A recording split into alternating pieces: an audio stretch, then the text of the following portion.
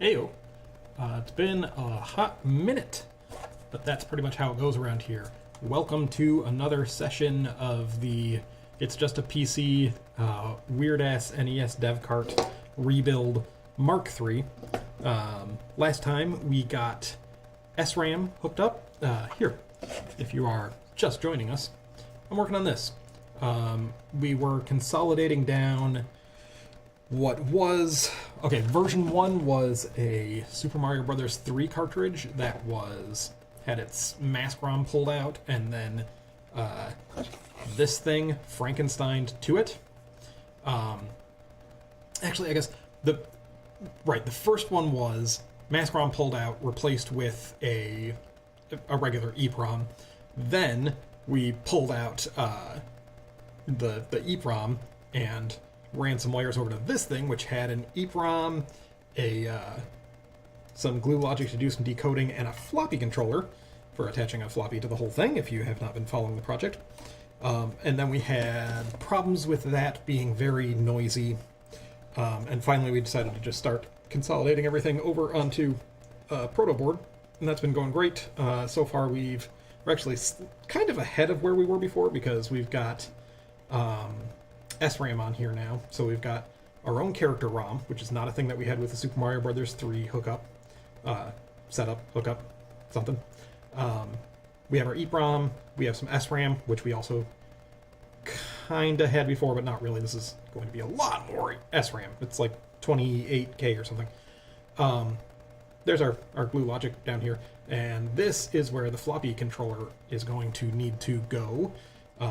And I need to copy this crap that I built on this card a bajillion years ago onto this card, where the floppy controller will go.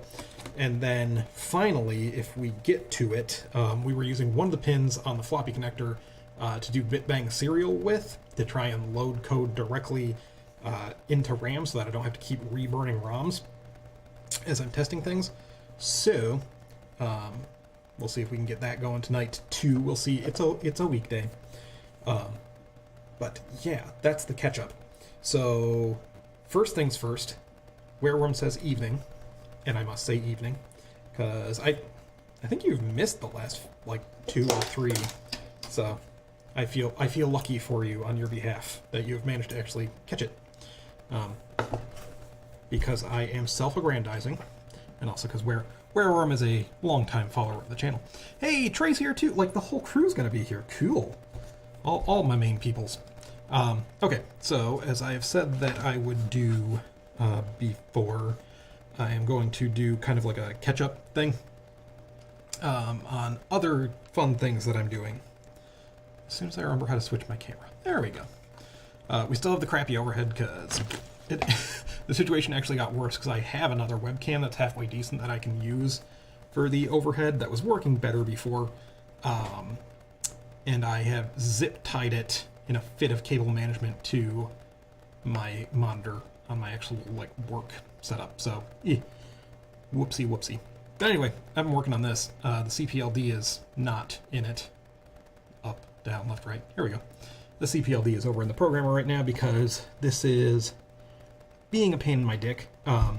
It's actually really cool because for people who are following the playing with the video card and workstation shenanigans,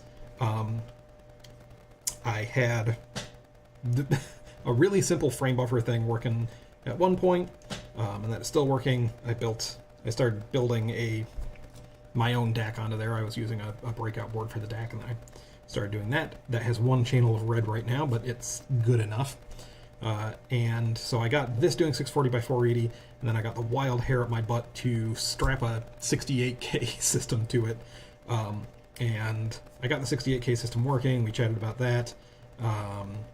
And that's all good. My next step was to put some bus transceivers between the frame buffer side and the 68K side, and map the VRAM into 68K space in such a way that if the 68K tries to write to the VRAM while we are in a drawing period, it will halt the CPU until the bus becomes available again, and open and shut the transceivers appropriately.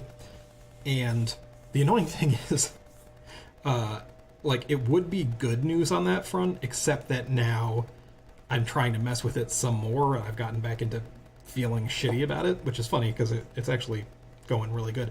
Basically, I got things to line up more or less properly so that it appears to, like, I can run the 68K and its bus doesn't get corrupted, and, like, during the video, like, the video signal doesn't get corrupted, so they're not stomping each other too bad. Like, it's pretty much there. Like, I don't see, what's the word? Like, snow artifacting and whatnot from the CPU trying to access the bus at the same time that the CPLD is trying to pull pixel data. However, the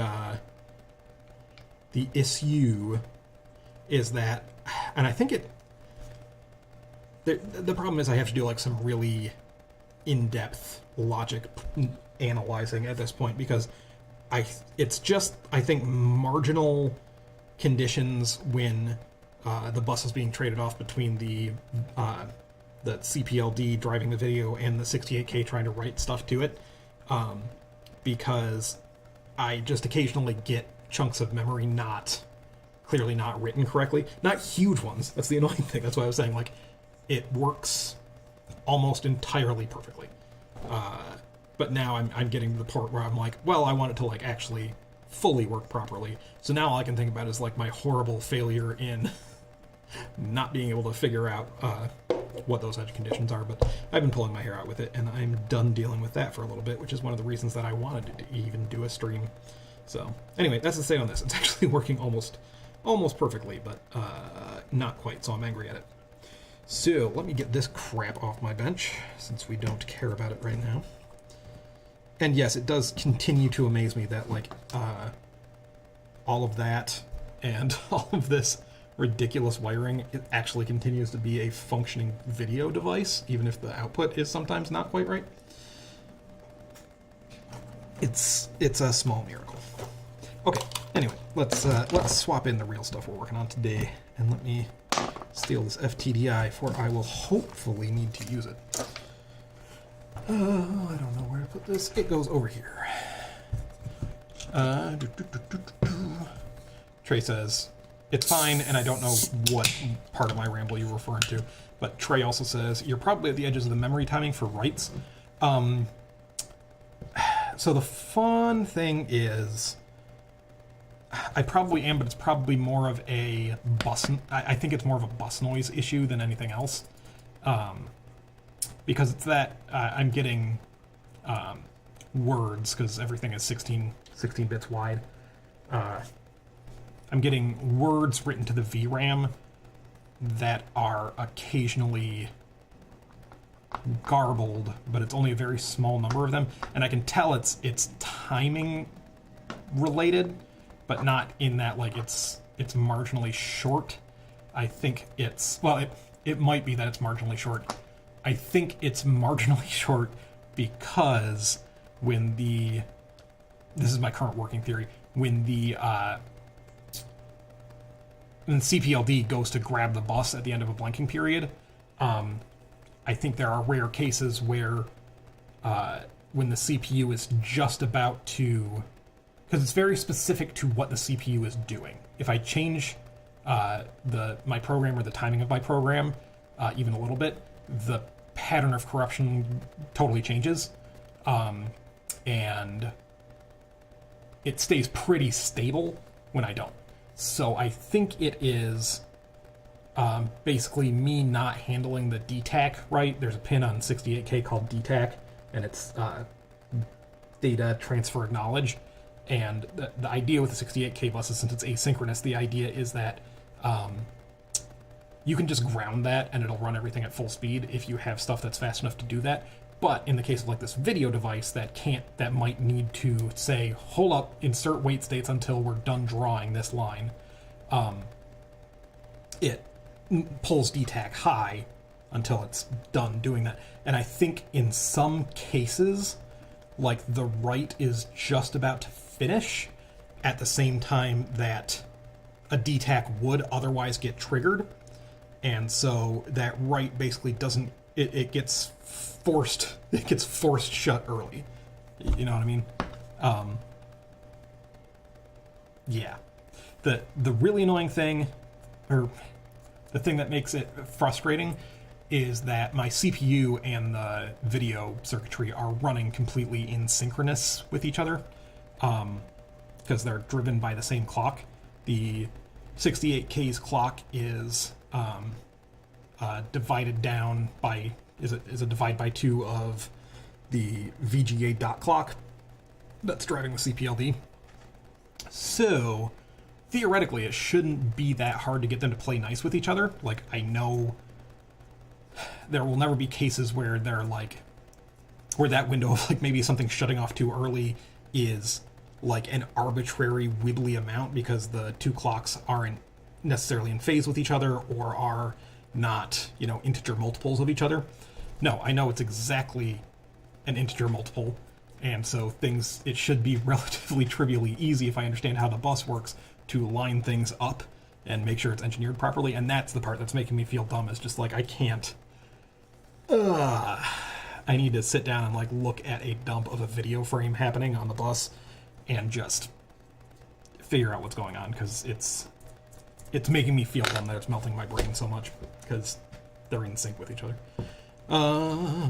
Yeah, Trey says, yeah, I think you're onto the right thing. The thing is, I just don't know. Anyway, that's enough rambling on that. So, as mentioned, today, gonna be yet another kind of solder fest. Advance apologies, but also, you know, sometimes we get into some good chit chat.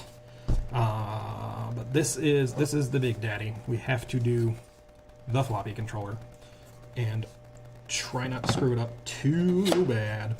So I'm thinking I'll try and handle this one chunk at a time. And should I do power first or last? Because to me, there are kind of 3 stages of copying things here. There is, oh yeah, and of course this camera's on a fixed focus, so it doesn't get better when I bring it closer. Great job. Here, let's just do this. So, yeah, so there is the floppy to floppy controller connections, which are, I mean, they just like go straight from there to here. There's a couple of pull-up resistors for some open collector outputs, and so that's a part. Then there's power, obviously, and I put decoupling caps on this one actually, so maybe I'll just go ahead and do that again, because that's not a bad idea. Though I do have some decoupling on the board, so anyway, part 2 is power, and then part 3 is the bus connection. So address lines, device select lines, read write, and the data bus. And then sundry stuff like the clock crystal. And there are some, I would categorize them as power because they're like, you know, strappings for configuring the thing. Because it is, for example, strapped to, what do we strap it to? PS2 mode? What are we even doing? I think it's strapped to be in PS2 mode, which means it shows the PS2 register set, because you can strap this. This is things people who have been watching already kind of know, because we had to restrap it at one point. If you set some pins on here one way, it acts like the floppy controller in a PCAT, with basically like no registers, very small register set. Then I can't remember at this point. There's like maybe it's like there's an AT mode, an XT mode, and then there's a PS2 mode. And because I was thinking simple in the first place, I had strapped it for AT, but we ended up switching it to PS2 because it's way easier to work with, and why the fuck not? Anyway, all that to say, there's a couple strapping signals on here too, but they're just going to be power signals, really. And all that said, I also think I'm going to... It's dangerous, but I think I'm going to remove wires on here as I go, as a like way of tracking my progress.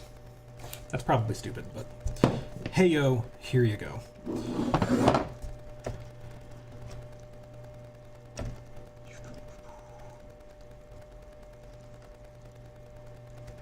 There we go. I know where my stuff is.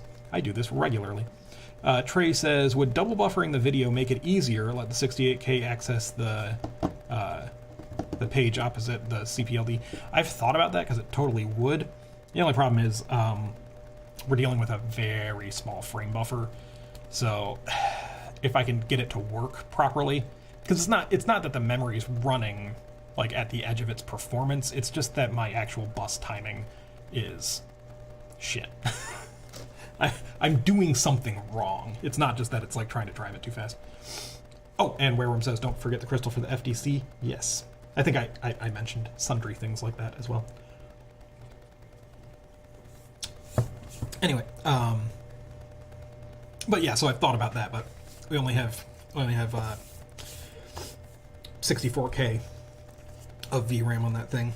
And my goal, which I think I've stated on the channel before, is to run Doom on this video card, and that's going to require 320 by 200 at 256 colors is exactly 64K of VRAM. So I would have to buy another $50 worth of those SRAMs, because those you can get them. I've seen them. Like, they're on eBay. They're not hard to find, but they're like 25 bucks a piece. I mean, I've spent money on stupider things, but oh, Trey says +1 on removing the wires. All right. I felt scared about that, but I'll go ahead and do it. And Dave said dual-ported SRAMs are fun, but not the solution to all my problems. They're the solution to all of my problems. I wish that this was a triple-ported SRAM so that I could just stick the 68K on the third port, but unfortunately, that is not a thing. Because I'm keeping they are dual port, and the point is I'm still keeping the one port open for easy access by the main host CPU. What is... Oh, looks over at tray of DPS RAM. Dual port SRAM.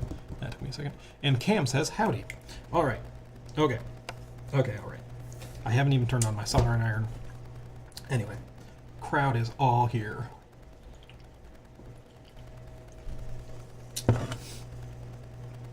But yes, I think I'll do power last. Because I usually do it first, as you can see, kind of. That all my power lines are under all of my logic wires. But actually, honestly, what I'm realizing is that usually, these kind of flap all over the place, especially the ones that get a little bit longer. And if I can strap power lines over them, then it will hold them down. So it's a mechanical thing. So let's start with the floppy connector, and good, they are in the same orientation.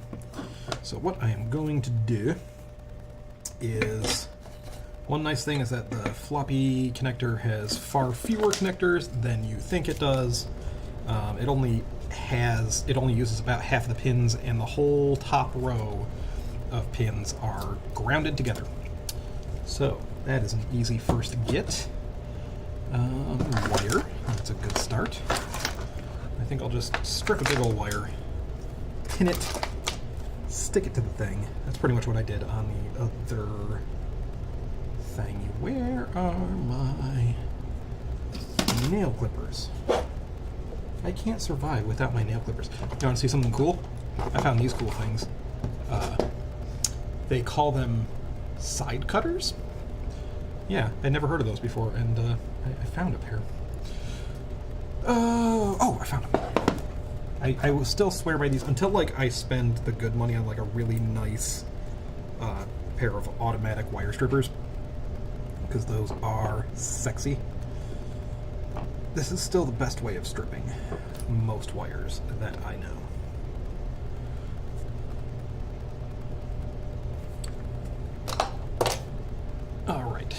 Let's see if I still have the skills to read chat and do things.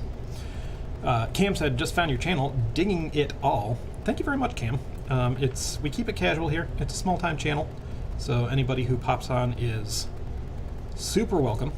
We are like a maladjusted family here. Come on, twist together. If you want to join our Discord, we have a Discord. I'll see if I can share the link. If not, it's not like much happens over there. Mostly it's Dave talking about his projects and AIO talking about old-ass hard drives. Which I enjoy thoroughly.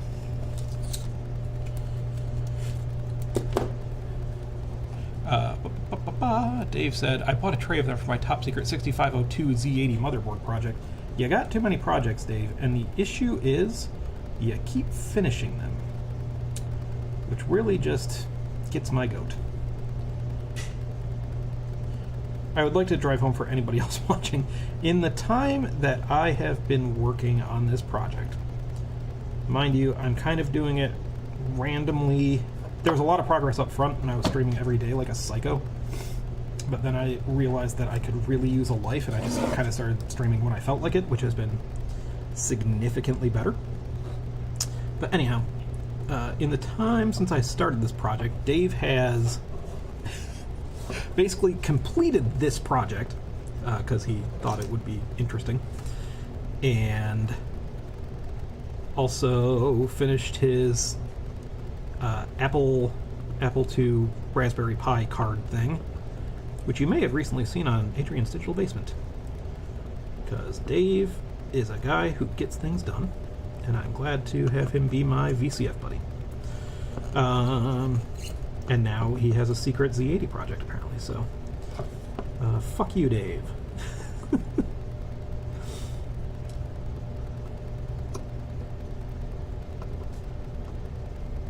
Sorry, just focusing, because I just now realized that this ground wire that I am connecting to everything is directly adjacent to the 5-volt rail on this PCB. So would be cool to not bridge those, I'm thinking. And also it's a real bummer, because that means I have to like jump. I have to jump over the 5-volt rail. I can't just solder directly. It was like right next, there's a rail right next to these pins, and I was like, oh, that would be nice, I can just run ground straight there. No, because ground's on the outside.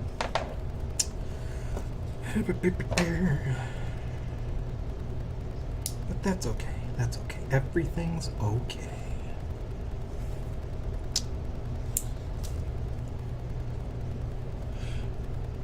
Also I meant to say, for your dual port SRAMs, what size are we talking? Because the nice thing about those expensive ones, so I got the, as noted earlier, but to bring it back up, these guys are also dual port SRAMs. So these are cool, big, fat. They are 16-bit by 16. Like they're 16. Yeah, they're 16K word. 16-bit. You know, 16 by 16K. There we go. I can talk. So that gives me the full 64-bit between the two of them because they're each 32. And so those are expensive, but these, they're only 2K, and they are 8-bit. But they are significantly cheaper, like way, way, way, way cheaper. So it's the big ones that are so expensive, I would like to clarify.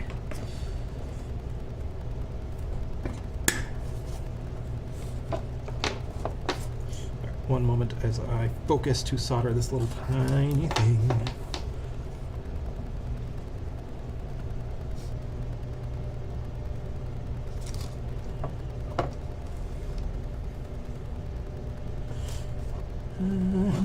How do I want to do this? There really is no wrong way, but I am opinionated.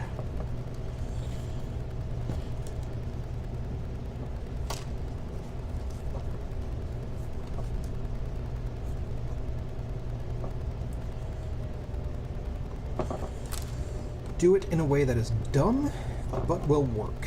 This is my personal mantra. It fails me nearly every time.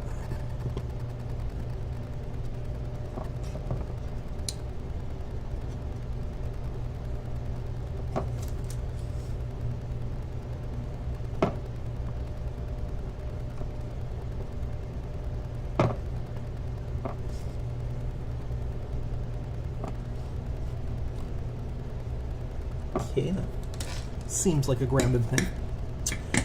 Alright, next I will slap in those pull-ups, which I need to read.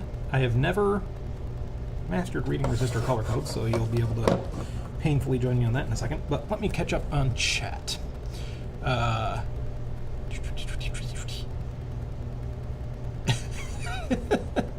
Sorry, I'm laughing at things that I haven't gotten to yet. Dave says, you just need a Bridgeport mill so you can mill PCBs at home like Usagi. I am very jealous of that. I've looked several times at like little desktop CNCs just for routing boards. Again, I've talked about this. I enjoy hand wiring this. It's half the fun of doing this for me. But man, would be nice. Only problem is the like cheapest ones I found that are decent quality are like $700. So that's what I was laughing at. Wereworm said, "Yeah, side cutters, good for trimming nails." That's yeah. The nail trimmers are for wires. The side cutters are for trimming nails. Trey says, "Yeah, they're great for ingrown nails." Dave says, "Happily hands over 50-year-old wire strippers that are prone to bite your fingers off." I don't know about that. Dave says, "I have too many holes in the head. I mean projects." And Cam says, "People finish projects," which leads me to what I was about to say back to Dave, which is, yeah, you have too many projects, but you still get them, some of them done, which is a feat. Trey said, "I got a Amazon special cheapo wire stripper. Works well enough. Highly recommended." I'll have to look. Trey said, "Oh, you're that, Dave. Cool." Here's the thing. So Trey saw us at VCF, so you've seen Dave too. And Dave is still a mystery guy to me because he knows fucking everybody somehow. Like, he's a person, I guess. He's just like one of those shadowy background characters that is secretly involved with everything and has been forever. And somehow he decided to befriend me at VCF. So that's why I continue to be thankful because, let me tell you, Dave is like the in. He knows shit. It's cool. But I'll stop talking about Dave. Cam says, "Honestly, my favorite wire stripping tools are a nice pair of toenail fingernail clippers." Bam! I had wire strippers when I was a kid. My dad was a woodworker, so he had like tools, you know? I mean, like, and he builds houses and stuff for fun. Like, he's that kind of guy. So, all kinds of tools in the house. Plenty of kinds of stuff like that. They just, I've fell into them and they're great. Trey said, "Cam, you and Joe will get along." That is true. Okay, Dave said, "My favorite is a pair of flush cutters that were used inappropriately to cut steel and now work great for stripping." I actually have some nail clippers like that were used to cut too high gauge wire, and now they are perfect. I don't have them anymore, but I used to. Dave says, "IDT 7007, 32K by 8. I was gonna say I might want to look into that. But it's I've gotten too deep into this video card.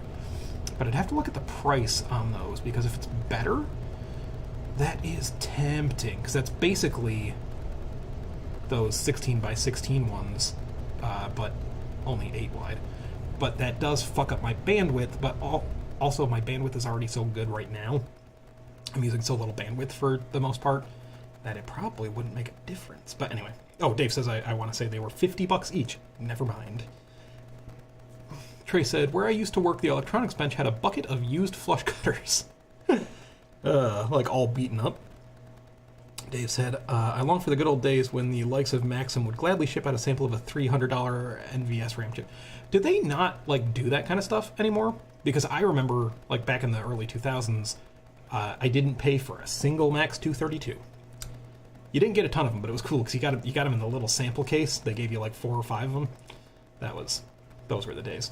I always thought that was cool.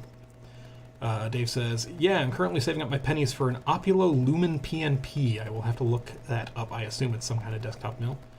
And Cam said, "What is the current cart project?" Okay, cool. So you give me a chance to talk about what everybody already knows while I do some more soldering. So, right, because I kind of mentioned at the top, like, everything about the cart, but not what it's for. So, let me figure out this resistor sitch first, because too dumb for this. Let's see.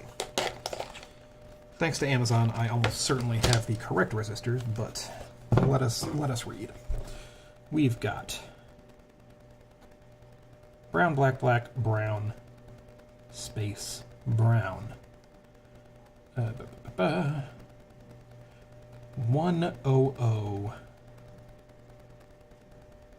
plus or minus 1%. No fucking way. Oh no, that's actually really low. What? Am I thinking of like capacitor tolerances? Why did I think that plus or minus 1 was really good tolerance? I don't know. I'm gonna say. Anyway, it's 1 or 2. And am I reading it the right way? This is what I've always hated about resistors and their color codes is I think I'm reading this in the right way. I think it's brown, black, black, brown. And that would be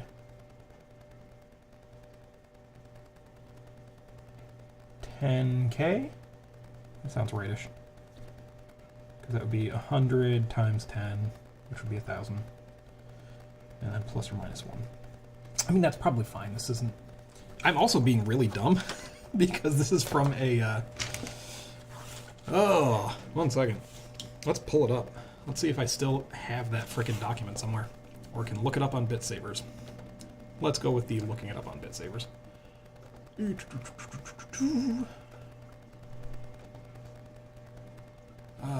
blah, blah. BitSavers. And what is this fucking called? It is called a N8277SL. N8277SL. Really? No? I mean... N8277SL. Is the N screwing me up? Yes, it is. Okay, anyway. This is getting way too deep. This is the world's most unoptimized PDF. But there is a... Can somebody help me? I think somebody already did the last time I tried to think of this, but there is a word for... I think the word I'm thinking of is application note, and that's actually not the right word that I'm needing. But this kind of thing. An example circuit. It says 5 times 150. So yeah, interesting. I must have chosen a completely... Oh, wait. Typical values for 5.25-inch disk drives. For 3.5-inch disk drives, use 1K resistors. There you go. Mystery solved. I have lost my OBS, so I don't know what camera I'm on. Hello. There we go. I've also lost my chat. There we go. Reference implementation. That's exactly what I was trying to think of, Trey. Thank you.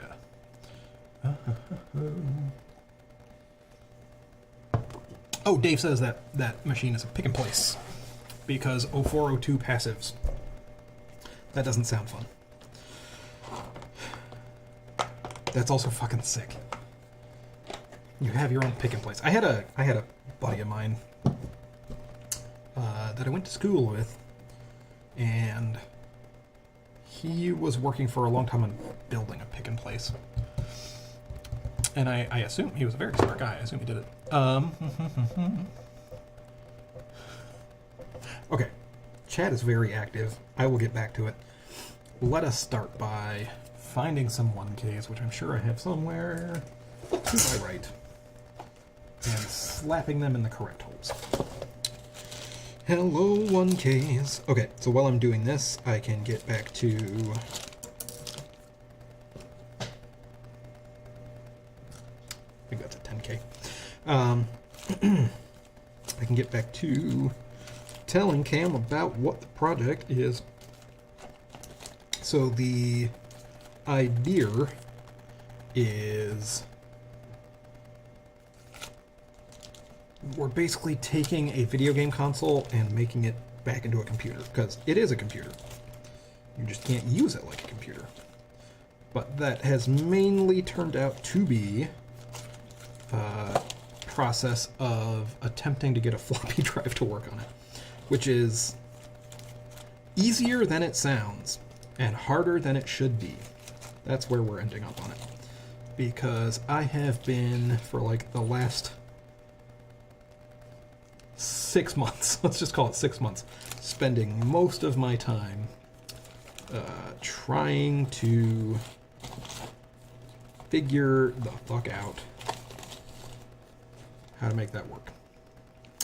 And connecting the floppy drive, and connecting the floppy controller and the floppy drive, pretty straightforward. The difficult part is getting software to work, which is also very embarrassing because that is my day job. I'm going to be shocked if I don't have any 1Ks. That would be crazy. Like, I bought this whole Amazon packet of shits, and I don't seem to have 1Ks. How is that even possible? Like I said, these are almost certainly 10Ks. Brown, black, red. Where did my thing go? Doody-doody-doody-doo. Like, did I use them all somehow? That seems questionable.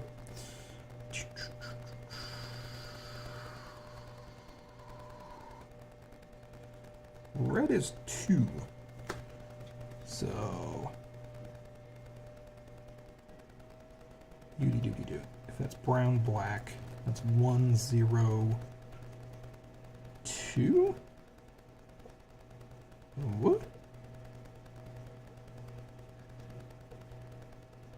Am I losing my mind? Like 1020? What? Oh wait, there is no fourth ring. I am going crazy. Right, so it would just be, the red is the multiplier, which is 100. Right. Oh my god, really? So brown, black, red. This is, I am so sorry. So that's 1, that's 10, times 100 is 1K. Whew. I'm just very slow. Okay, so those are 1Ks. I thought they were 10Ks. The day is saved, ladies and gentlemen. And others. Yell at me now if I'm about to make a huge mistake because I basically can't read.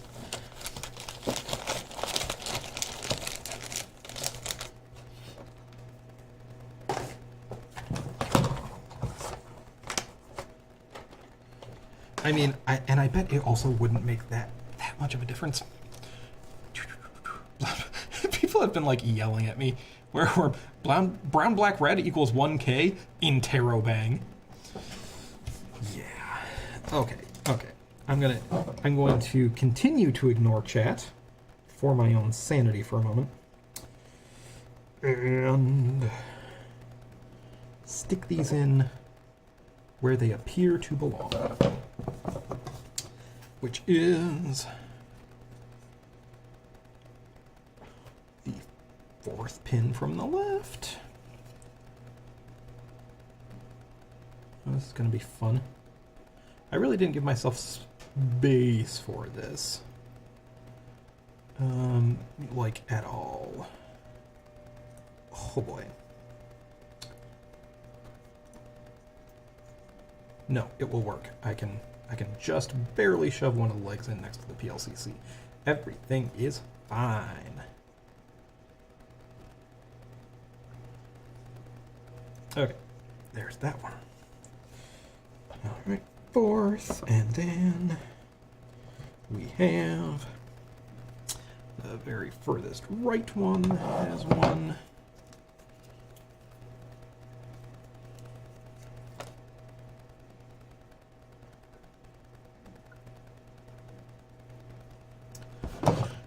Let's see if I can do any chat while doing this.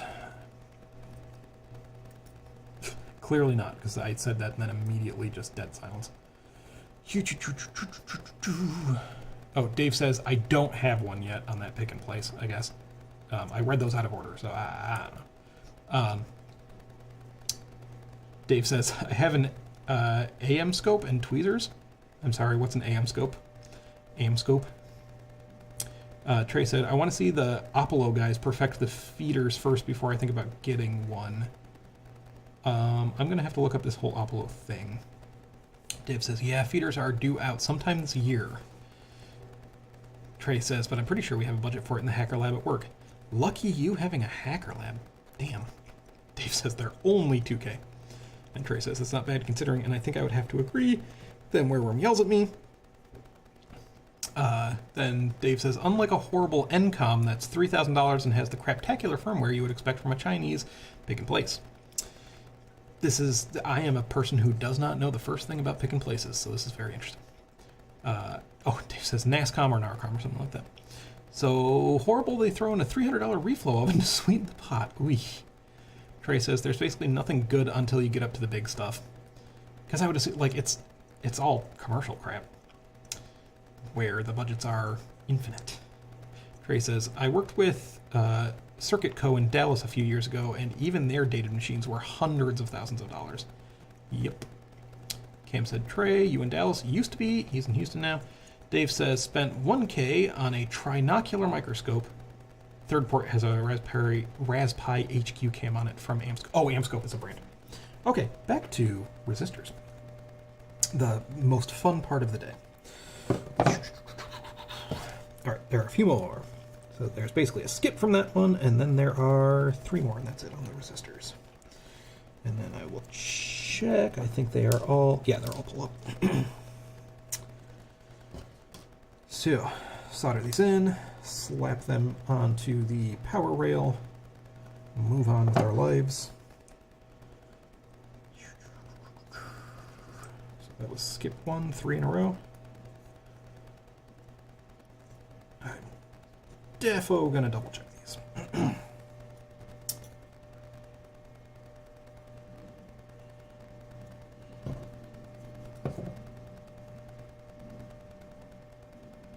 Man, I'm glad to see chat popping so much this session. Not that chat is, like, usually super dead. Sometimes it's pretty dead. Which, I mean, you know, 3,000 followers. What do you expect? I don't need my chat to be popping all the time, but it's nice to see. Especially, it is very nice to see a new person pop in and join the fray. Because everyone here is pretty cool. As in, like, actually nice people. Which I appreciate. I won't try and yammer about that anymore because I do so much, but I feel like I try and have successfully cultivated a group of friendly, kind, smart people. Which is always nice. Because, you know, apologies to the tech bro scene. And apologies for anybody who gets misidentified as a tech bro if you feel you are not really a tech bro. I know people like that, but you're probably a tech bro.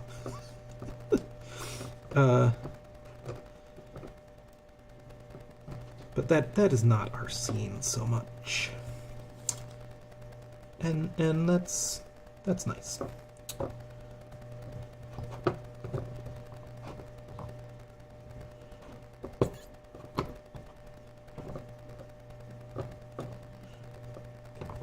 This is a space only for true nerds.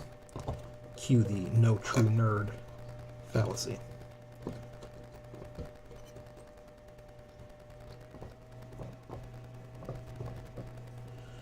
Of which, I mean, I also feel very unqualified to be, you know, calling myself one of the true nerds. Because, man, there's a good amount of the people that follow me that are just leagues beyond. I only get any of this stuff to work by, like, banging my head at it a lot, which of course is always part of the process, but I am always very appreciative. There are a bunch of people who tune into this channel who are... I mean, you gotta give yourself credit, you know? It's like... We are the probably 0.1% of human beings that care about any of this. And that's probably a very generous percentage. And by any of this, I mean, like, technical subjects. And...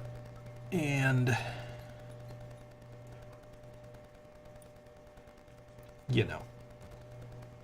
Even a vastly smaller percentage are people who would actually be interested in this kind of thing, or doing this kind of thing, so I have to give myself credit. The fact that I'm even interested and do this puts me in a pretty happy minority of, you know, a specific subset of intelligent, skilled people, I suppose. But man, some of you out there are just next friggin' level. And I'm just, I always, well, I feel I was raised to stay humble. And I don't know. Imposter syndrome, of course. But also partially I've just always felt my brains can only go so far. They're very good at certain things, not so much at some others.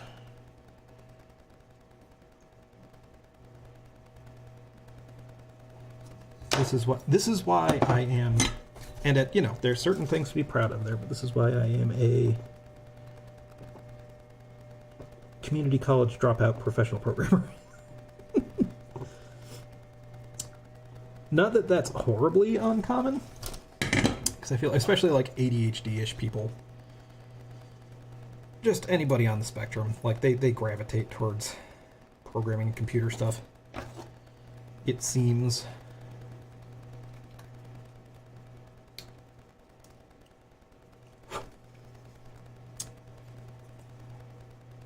So, not a crazily uncommon story.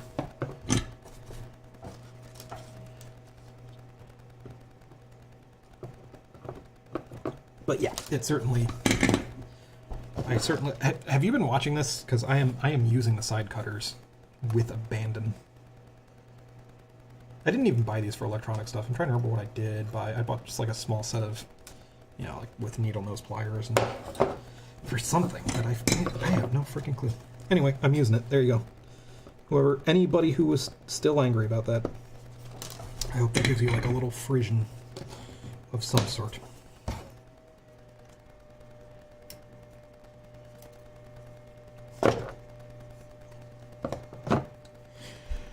Okay, and I know I said no power, but I'm going to make an exception for these pull-ups, because otherwise I'm going to forget them 100%. Anyway, yeah, no idea where I was getting with that rant. Classic me rant. Basically ends with me brain no work good except certain thing.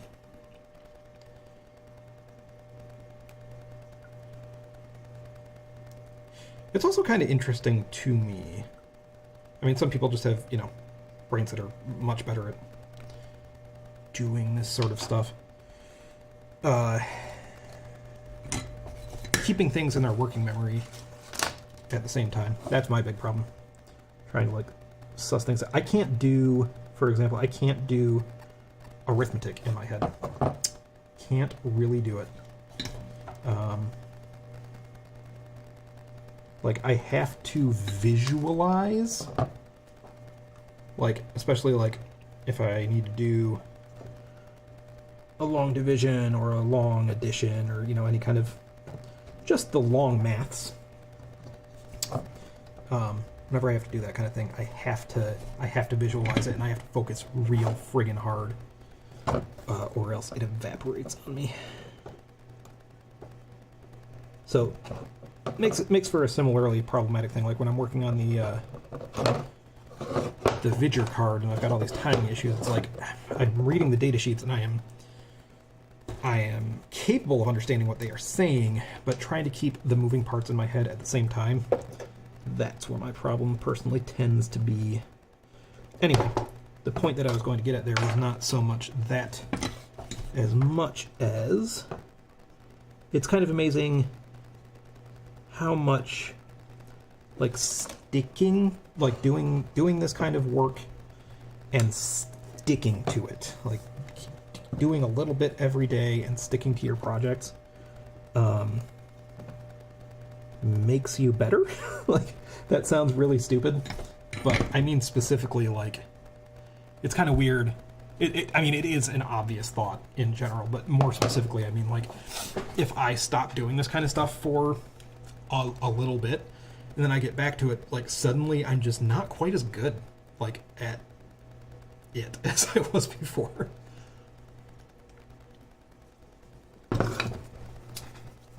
So just keeping at it, like, just keeps your brain in that space.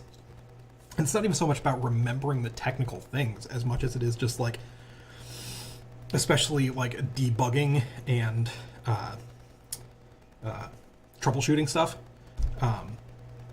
It's not, like, remembering things and having to go back and look them up. It's as much as when you're doing that, like, your process flows better and you don't get, like, hung up as much.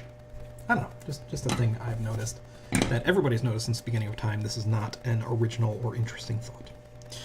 Okay, one more wire to power, and then I think I will start connecting the floppy signals, the ones going to the floppy drive. And perhaps read a touch of chat.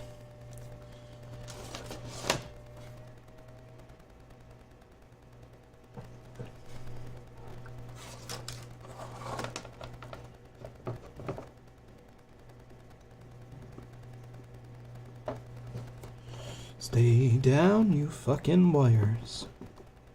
I know you want to go fly off to space, but don't do it. Don't fly off to space, or I will kick your ass. Oh, gosh. Oh my god, come on. This is the thing that takes the longest. It's not laying out a bajillion tiny wires. It's trying to get wires to stay in place when you're soldering multiple wires to one fucking pin. It's just bane of my existence. And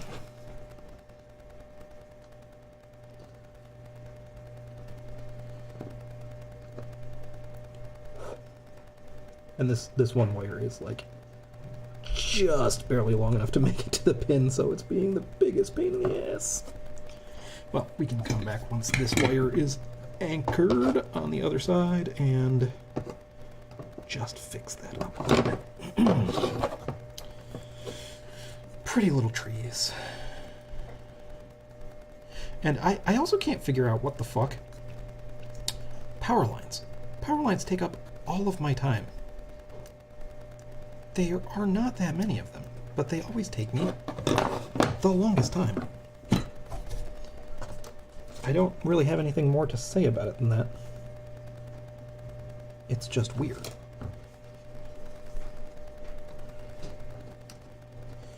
Okay, let's try not to bridge power and ground. If I can do that, then this is a successful project.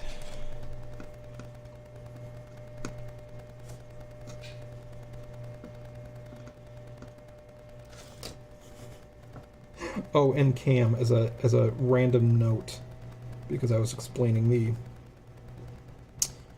the wherefores of this project.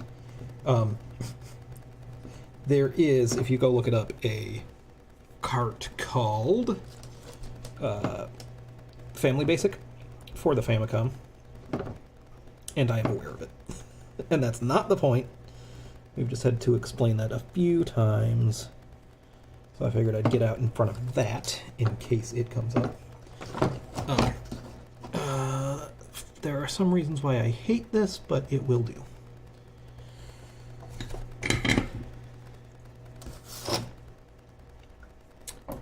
All right. Read chat, copy some floppy lines. You do.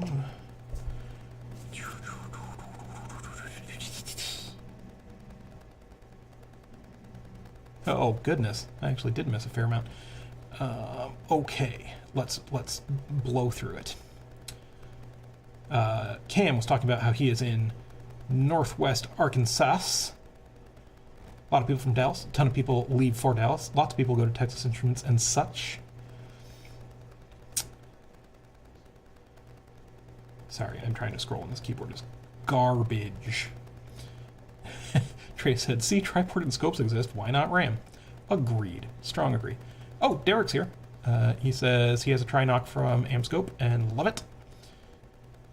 Using the third port requires blocking one of the eyepieces.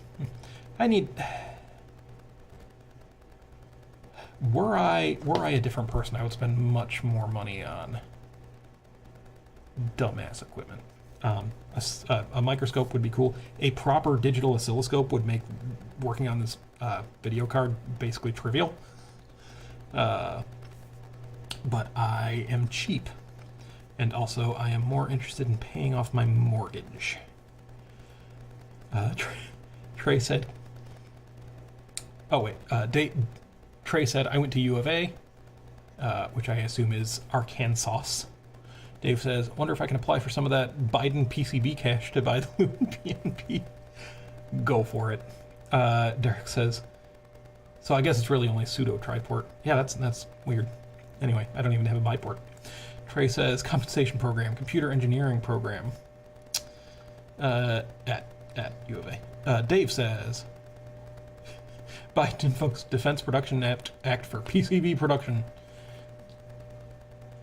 Cam dropped a... Oh. I assume that's... What is that, a warthog? Anyway, I assume that's a mascot. Warworm said, I need to cross a Roomba with a pick in place so it can recover all of the SMD parts I lost to the carpet over the years. Yeah, when I was working on the 6500 Tutor, that's my first time doing a lot of surface mount.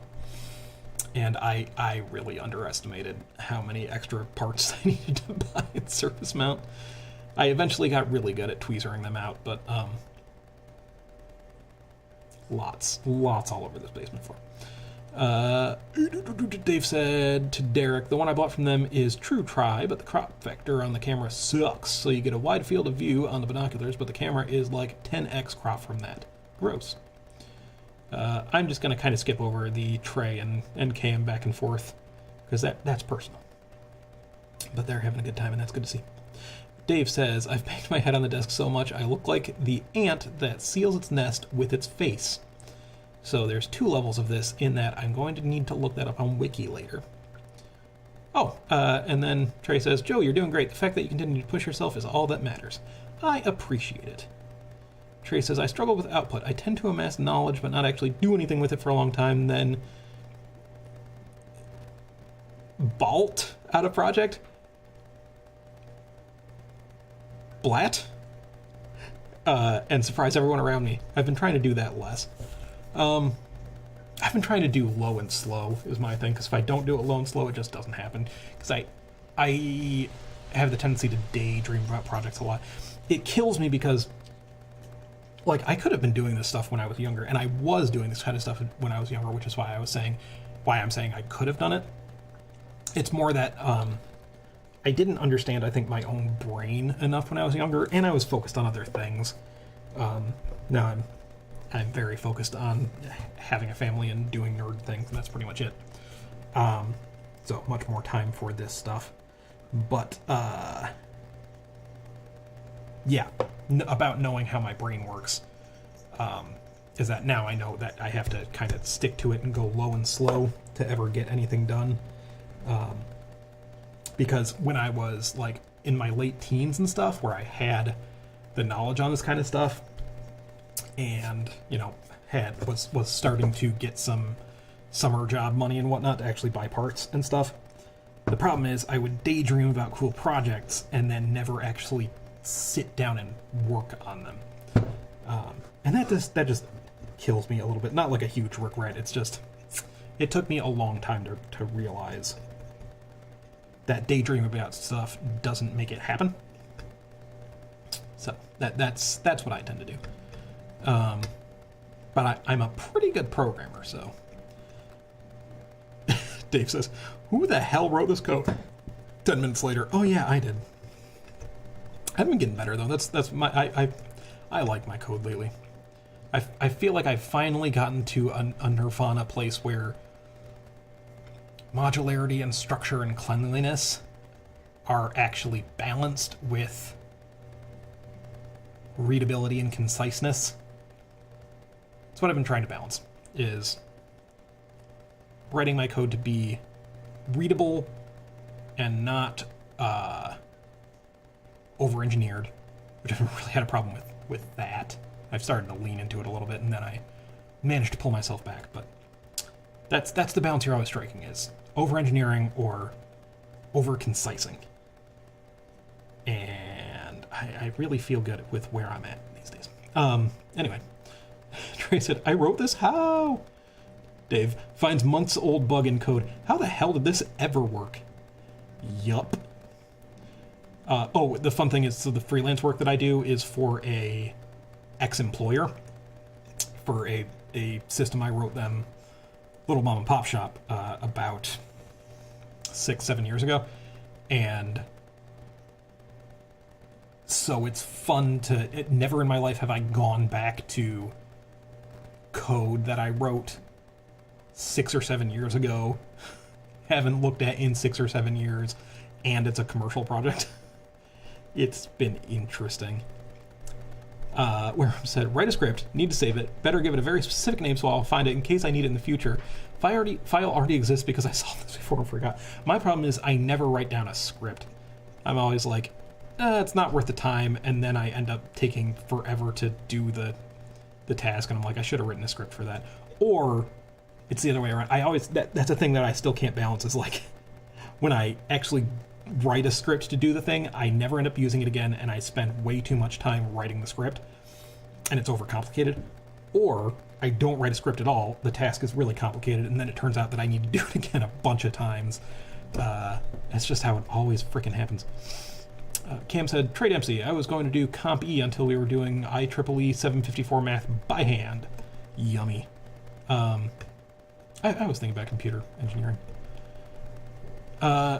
My dreams were, and I should just get back to work, but my dreams were either be a musician or be an academic. And here I am.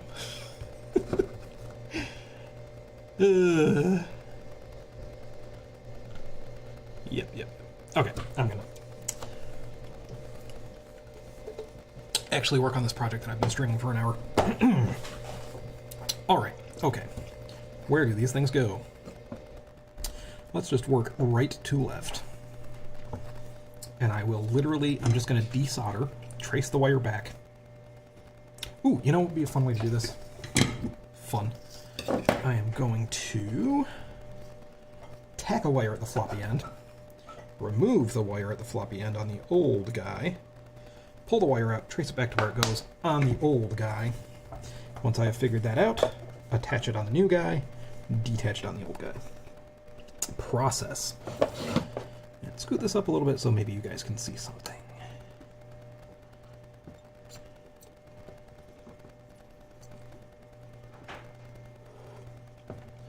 Oh, come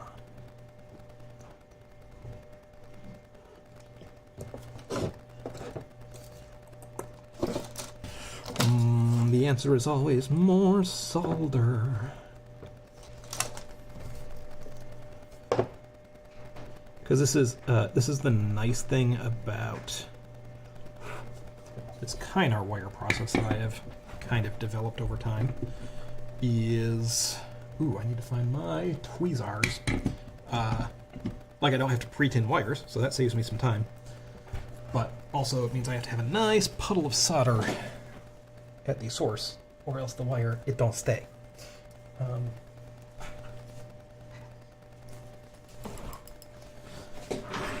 I will say, most useful things ever. I bought these just because I actually bought these at the Living Computer Museum. Fun fact. When I was visiting Seattle a few years back. And I mostly just bought them because they were there. SparkFun branded. And I bought some other good things. A bunch of alligator clips, or alligator, like, wires. That ended up being very useful over time. But I think I just... Oh, fuck. Uh-oh. I just broke a wire. I think I know where it went.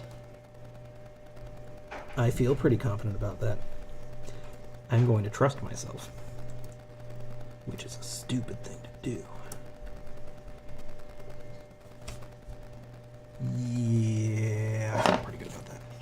I feel good about trusting myself. Anyway, yeah, I didn't buy them because like I needed them. I've never had like fine tweezers. And man, go buy yourself some fine tweezers if you don't have any, because they are the shit. They're so useful for so many things in my daily life too. Not just making random projects. Oh my goodness, we're not on the overhead. So sorry. Well, that's good. You didn't have to watch me break a wire.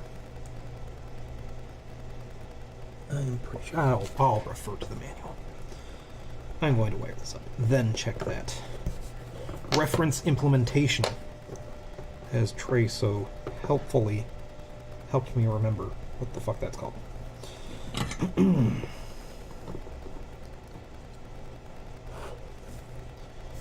All right, now we are cooking with gas. As long as I didn't solder that to the wrong thing. Let's check. Let's just check. I'm just gonna look. Oh, I do have that up. Okay, so what? That is disk change, probably? Wait. Yes. That is disk change. And that goes to pin 31. Okay. Let us count. I believe it goes this way, clockwise.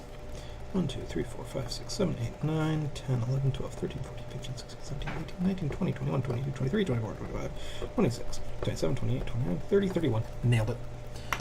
Why ever second guess myself? Okay. Okay. Remove. Keep on moving. We have things to do today. Alright. Second one. Tech.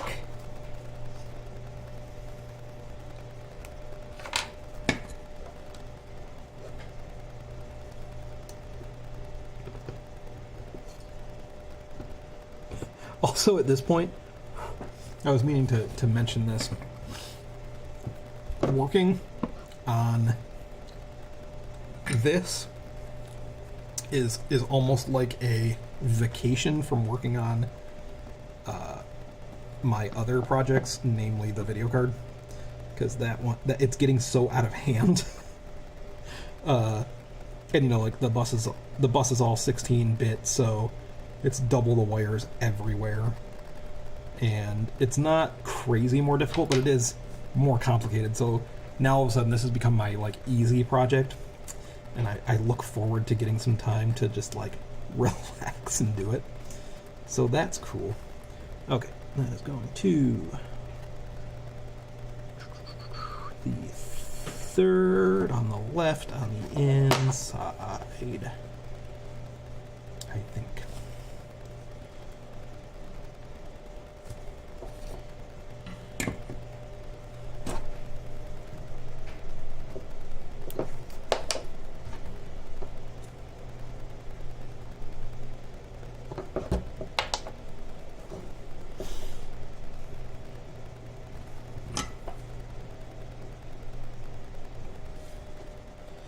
Yep, I'm just generally having not a big enough pool of solder issue today. All around. Yeah, and it's funny, because I remember when I first wired up this floppy controller, this was that card that I built, for those who have been playing along at home. I built for the 65816 machine, which maybe someday I'll get running again. Who knows? I really don't care about it anymore because I've moved on to my crazily ambitious project. Let me just make sure that I put that in the correct place. Yeah, no, I definitely did. Lost my train of thought. What else is new?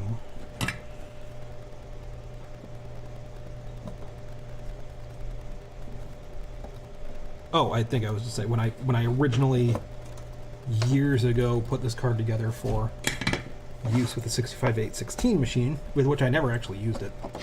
I remember like it seemed like so much work hooking up this floppy controller, and lo, it wasn't, or rather it was at the time.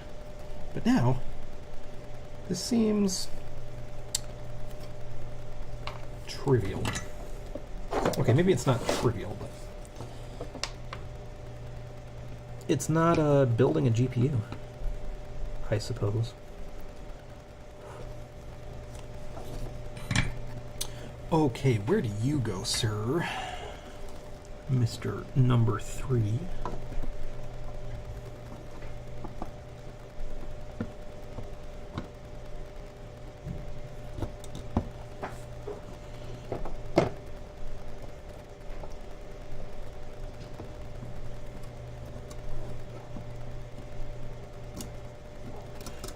Oh god, I'm breaking them left and right.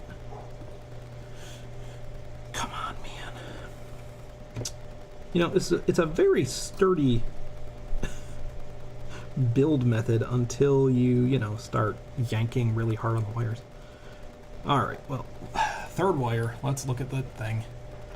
That's pin 30. That is our data, which goes to pin 41. Which, let's see, if that was 31... 31, 32, 33, 34, 35, 36, 37, 38, 39, 40, 41. Is that where I thought it was? Yes. All good. We're all good. Everything is fine. Nobody panic. Why are you panicking? Stop panicking. You're not panicking. I'm not panicking. You're panicking. Everything's fine.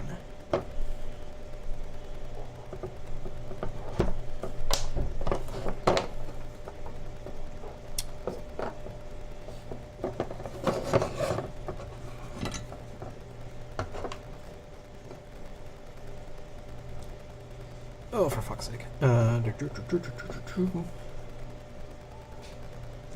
33, 34, 35, 36, 37, 38, 39, 40, 41.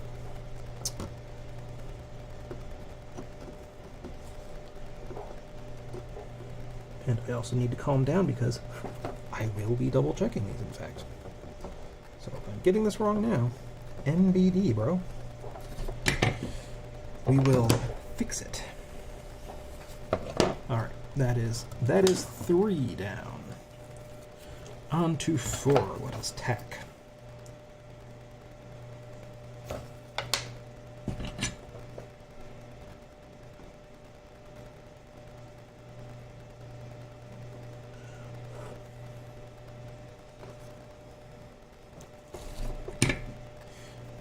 Okay, let's try not to break this one, huh? Who believes in me? If it's any of you, that's dumb. Don't do that. Okay, this goes to something.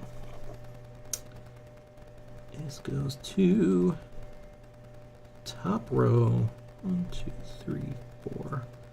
5th from the right. 1, 2, 3, 4, 5th.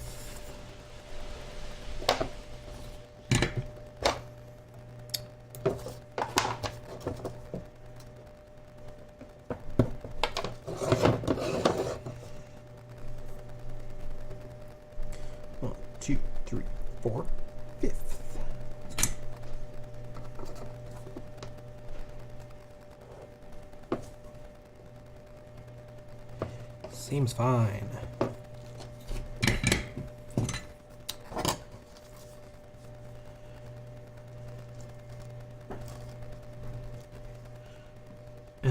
since I didn't break this one, I have to go to the trouble of desoldering it, which is just a pain. I should just break them all.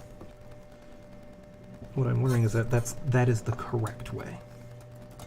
And I am a fool for ever trying to not break them. Anyway, let's move on to the fifth one, I guess.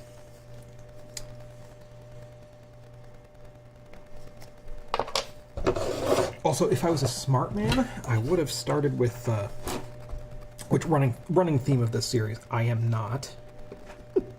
I'm plenty smart. I just make lots of silly mistakes sometimes. If I was smart, I would just wire up just enough to get the one pin that we were using for the bitbang serial, and just make that work, and then follow up later with actual floppy stuff. But, you know, I figured this was way more entertaining. 1, 2, 3, 4, 5. Disconnect.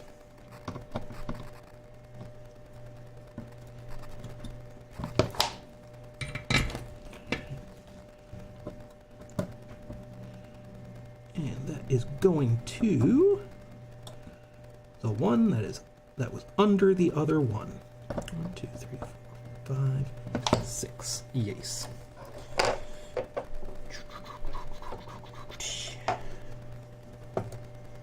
Easy.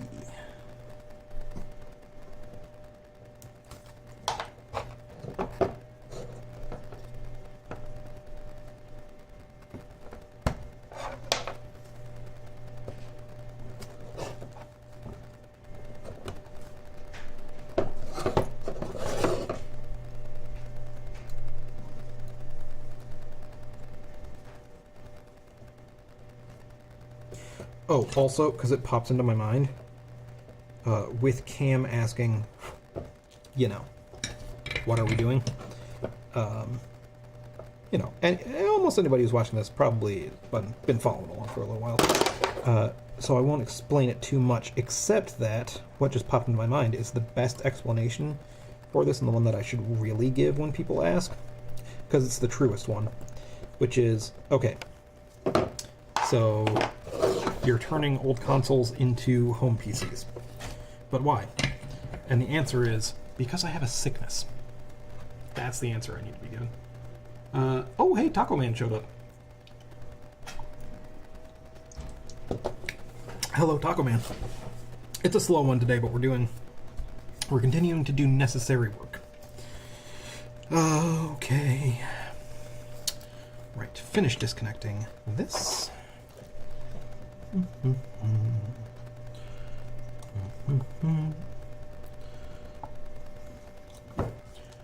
Gone. And the good news is we're less than halfway done with these. Alright, number 6.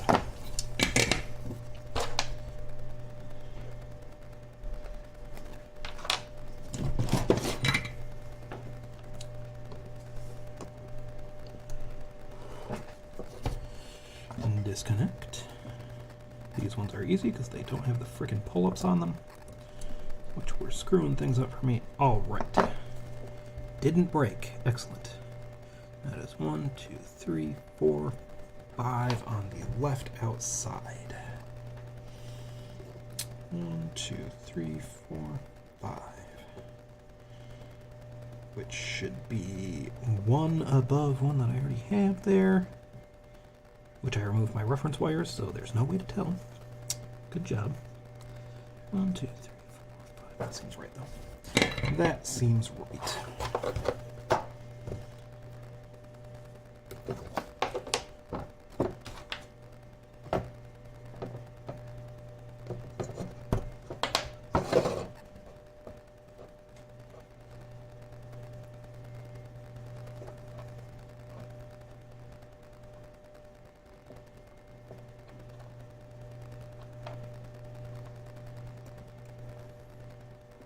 Oh my god. Go where I need you to. The power of Christ compels you. There we go. 1, 2, 3, 4, 5. Done. Disconnect.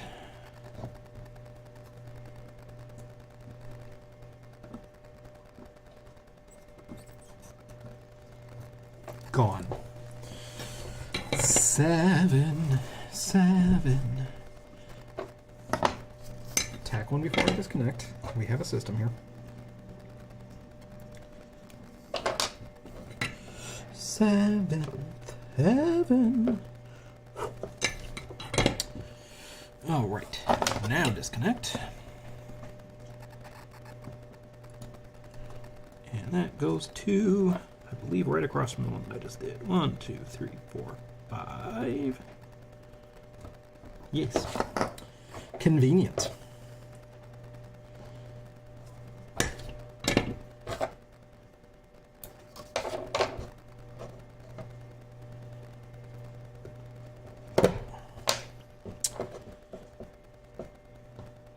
I know I'm not super chatty today, which is kind of doesn't work great for solder-heavy episodes, but it is such a balance between trying to be engaging and actually getting it done. And of course this all goes back to, and I don't want to do it off camera, because I mean, we've already gotten this far. On camera. It would be, I feel like it would just be disingenuous to suddenly jump ahead off stream.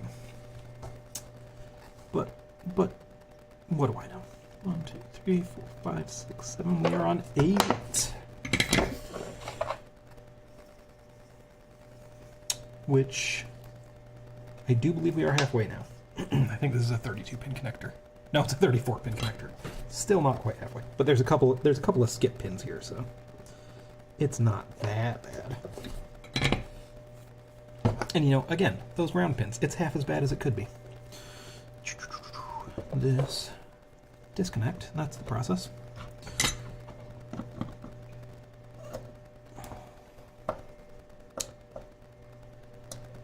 That goes to literally the one just above the one that I just did. 1, 2, 3, 4, 5, 6, 7. Right. 1, 2, 3, 4, 5, 6. Yes. Cool. It is nice to have landmarks.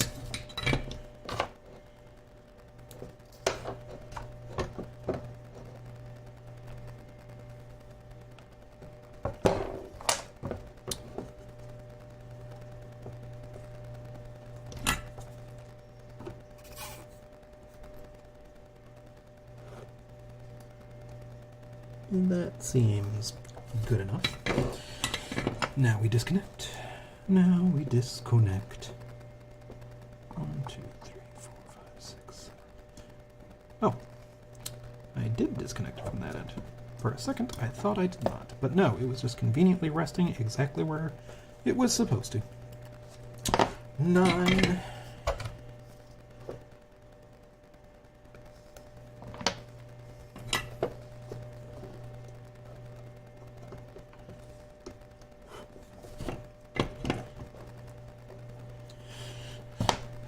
Disconnect.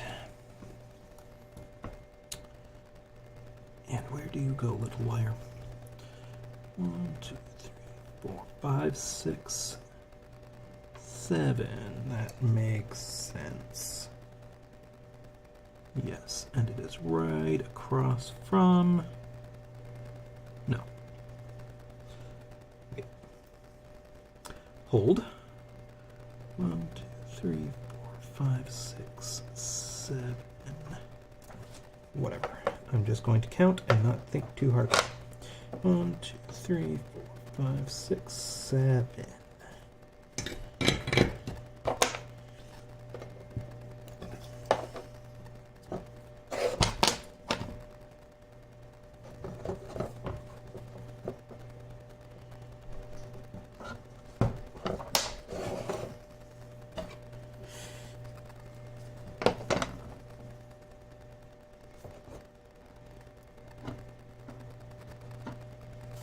And again, running theme is don't second guess myself, just do it. It's probably right. You can fix it later. 1, 2, 3, 4, 5, 6, 7. Lovely. Disconnect.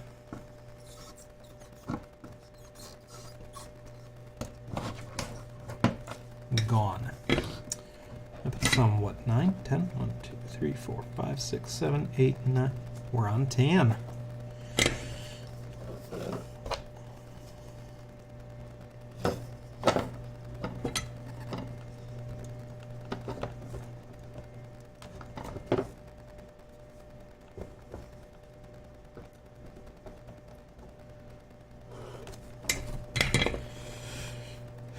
This, you guessed it, connect.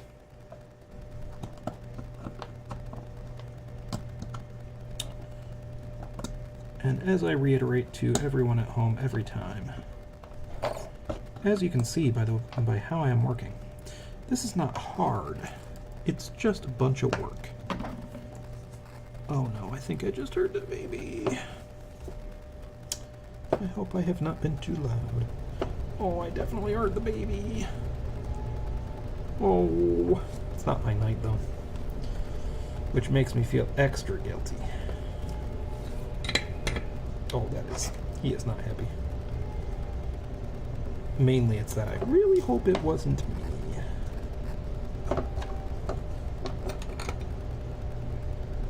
But also, he's been waking up weird lately. I don't know. I'll still blame myself. Why not? And that goes to the top corner, I believe.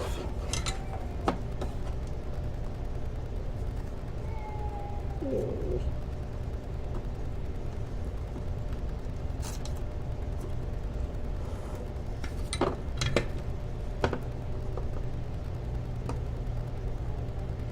And it's so tough to try and decide. For me, I'm like, is it better to go in and get him and make sure he knows he's loved?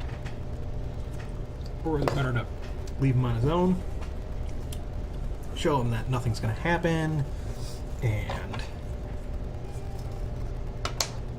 that it is sleep time, and not make him expect someone to come get him? I don't know. I mean, I think the answer is in child rearing. There is no correct answer. But also, I'm trying not to be a douchebag to my significant other. I don't know. It's hard. 1, 2, 3, 4, 5, 6, 7, 8, 9, 10. Good. 1, 2, 3, 4, 5, 6, 7, 8, 9, 10. Awesome. We are on 11.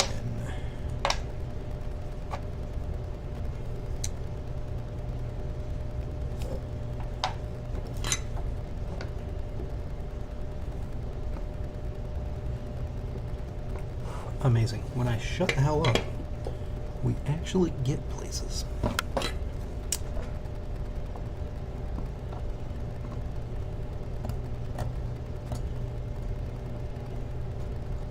Where are you going, little wire? Where are you going, young wire? I think that is, my eyes don't deceive me, 1, 2 down on the outside.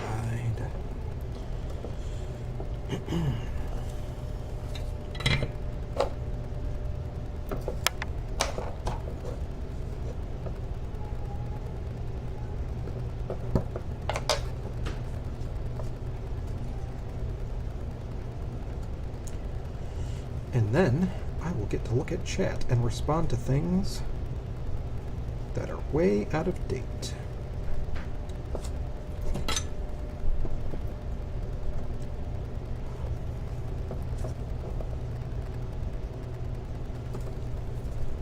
Cool.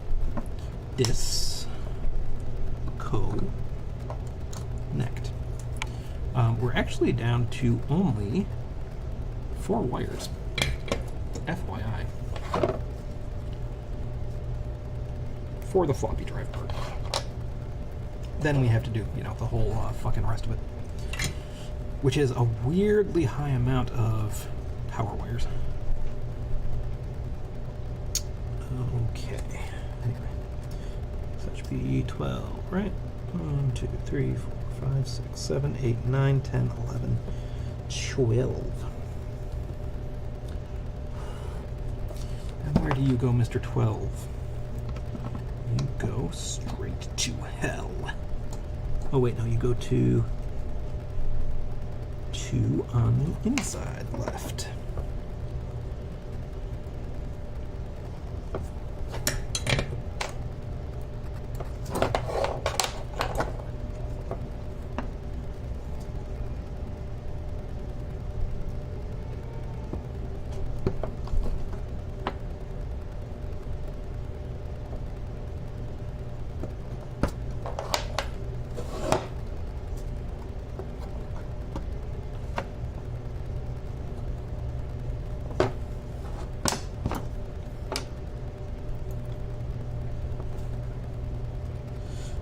I've always enjoyed Saturday morning breakfast cereal.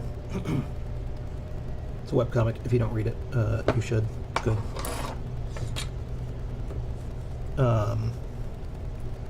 Enjoying it much. I haven't read it in a long time, and I'm doing a bunch of catch up, which I am quite enjoying, especially because, man, even funnier once you're a parent.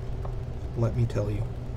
If you want some of those jokes to be even funnier, have a kid.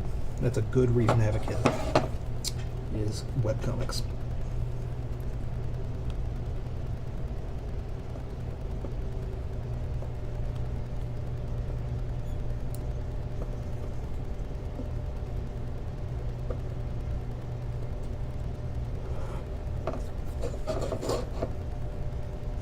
I believe that is correct.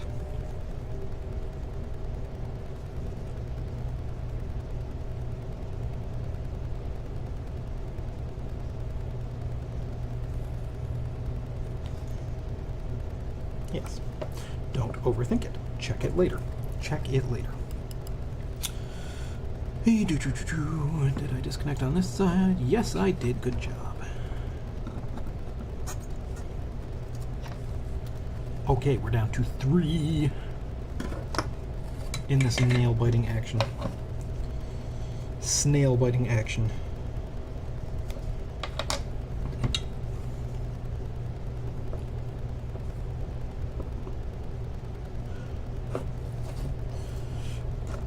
Disconnect. Yeah.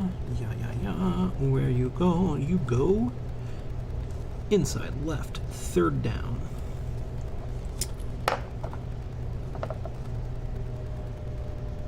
No, wait, no. Yes? No. No. Fourth down. 1, 2, 3, 4. Whew.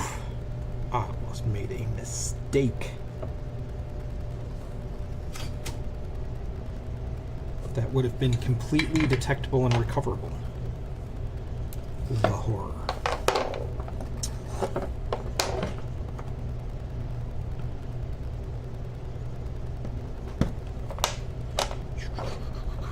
Okay, I said 4, right? Yes. I know I said 4. I'm just testing you. Seeing if you're paying attention.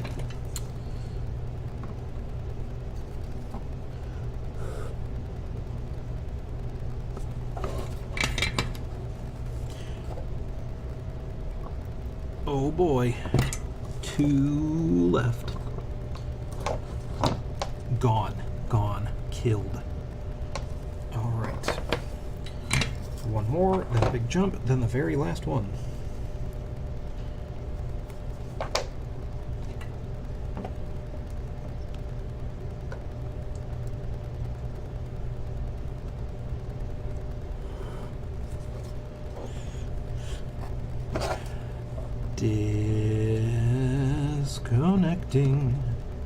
Disconnecting this sweet little wire, which goes to bottom right outside.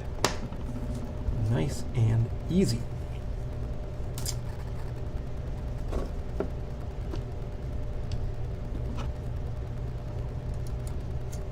Yes.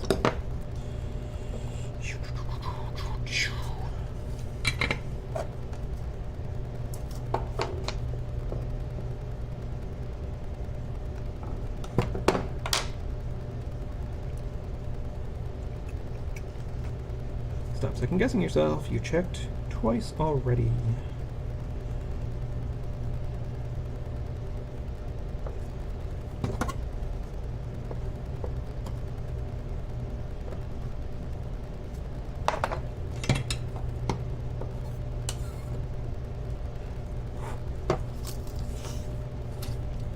All right.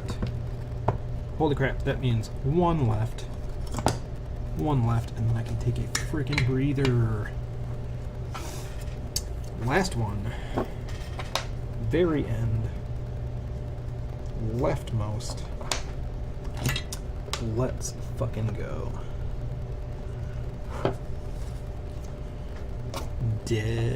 Say it for the last time with me, at least for this round. connect.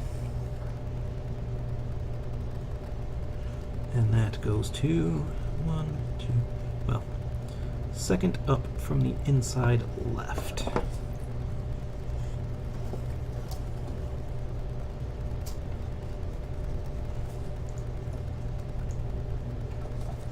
Yeah.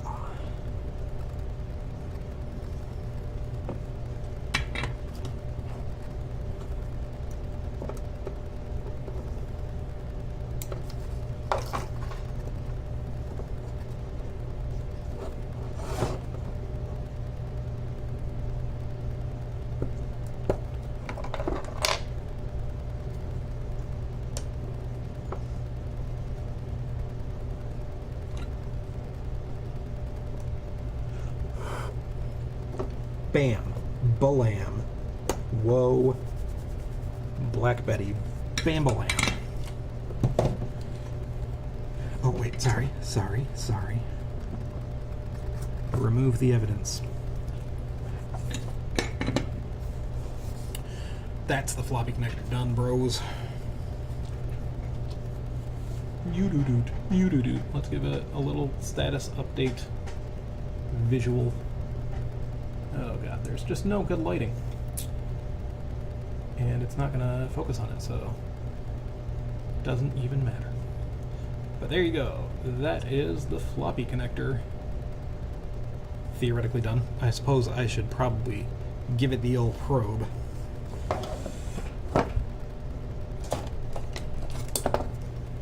Old Faithful. And let's catch up really quick. Good. There has not been much activity. I abhor engagement.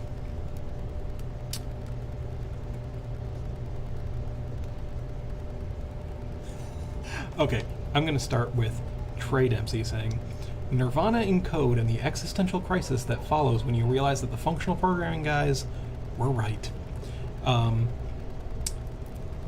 There's clearly been a renaissance in functional stuff lately, and I'm glad I learned Haskell, because now it means I can write really unintelligible C#.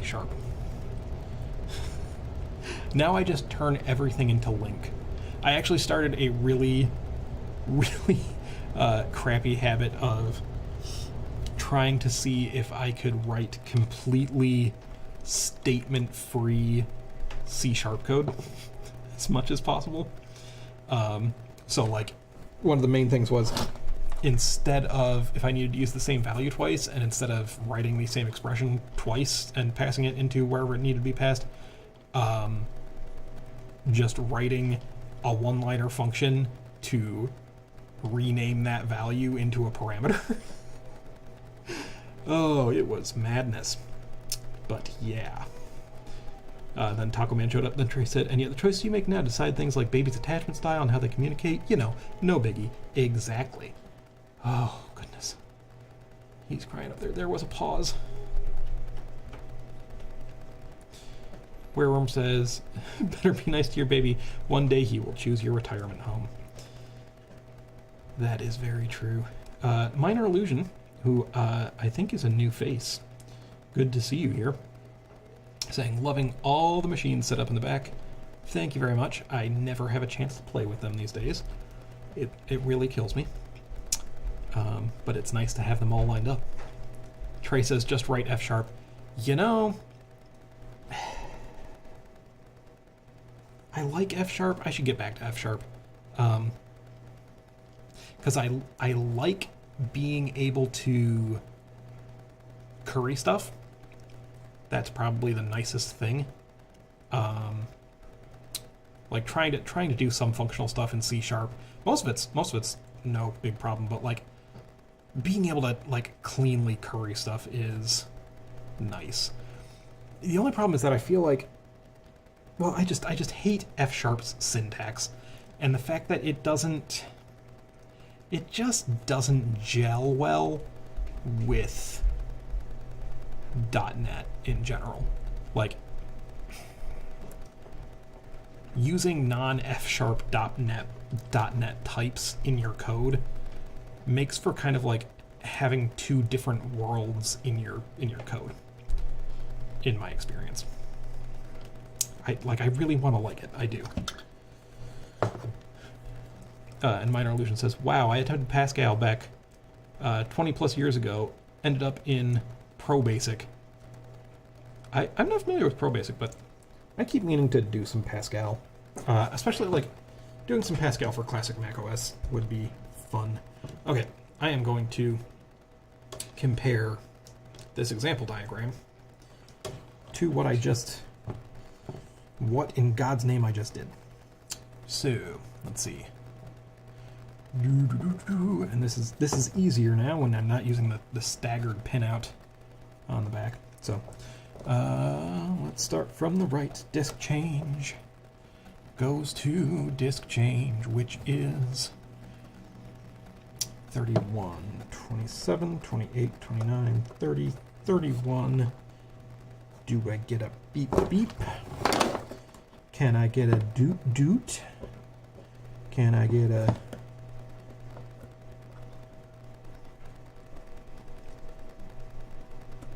One, two, three, 27, 28, 29, 30, 31. Come on, man, just work first try. Oh wait, no, I actually am working from the 34s on the left. Haha. Thank goodness.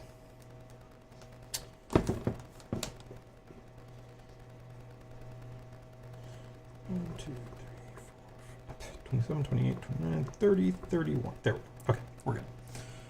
Head select. Is that 51? 44, 45, 46, 47, 48, 49, 50, 51? Yes. Next is R data, which is on 41. 43, 42, 41. Yes. All right. Write protect is on pin 1. Nice and easy. Nice. Next is track 0. Hey, there it is. Track 0 is on pin 2. Also nice and easy. Lovely. I love it when they say the name of the movie in the movie. Write enable. The signal is either write enable or whatever. I'm not sure. 52. 44, 45, 46, 47, 48, 49, 50, 51, 52. Yes. Where was I at now? Write data is on 53. Shit. Now I have to count all over again. 44, 45, 46, 47, 48, 49, 50, 51, 52, 53, 53. Yes. Step 55. 44, 45, 46, 47, 48, 49, 50, 51, 52, 53, 54, 55. Very good. Direction is 56. Of course it is. 44, 45, 46, 47, 48, 49, 50, 51, 52, 53, 54, 55, 56. Awesome. MEB, which I don't know what that is 61. Easy. Done. Then DSA. Also don't know what it is. Oh, drive select. Yeah. That is this one, whatever that is. Perfect. Drive select B goes to DS1. Also easy. There we go. Perfect. ME. Oh, motor enable. That's what ME is. Fourth down. 1, 2, 3, 4. Lovely. Index goes to IDX, which is down in this corner. Easy. Perfect. No connect. No connect. Good, because I did not connect them. Then density select is 49, 44, 45, 46, 47, 48, 49. Look at that, I actually did it. See? Trust yourself. Okay. My God, we've been going for almost 2 hours. I'll go for a third hour. Oh, Minor Illusion says, I've got an NES I'm working on that has no video output, RCA or RF. No clue what the issue is. All caps are good, even swapped out the module, no luck. Solid red light, so I know that's passing. Getting correct volts off the PPU as well. I'm to the point of swapping the PPU, which I have cloned, so I guess that's next. I mean, hopefully Wereworm knows something, because Wereworm is saying front or top load NES, and Minor is saying front load, and good luck, because I'm not an NES person, ironically. I'm going to crack this beer that's been sitting here for 2 hours, and I'm going to drink it.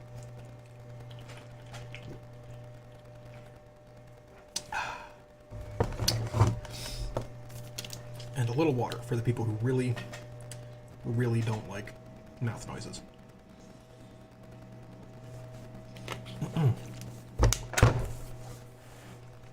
Yay. I was wondering what that can was. It's like a shandy, which is fine. My wife got them, so I can't complain, because otherwise there would be no beer. But she also got some nice beers. Well, I mean, these are nice beers, but some tall boy IPAs of some sort. But those are for her. And if I wanted beer, I should have bought it myself. This will do. It's really tasty. It is Shorts Brewing, Props, Michigan. Power of Love. It's nice. Raspberry and rosemary ale blended with lemonade. Oh, so it is a shandy. All right. Next step. We're actually... That was like most of the connections for what it's worth.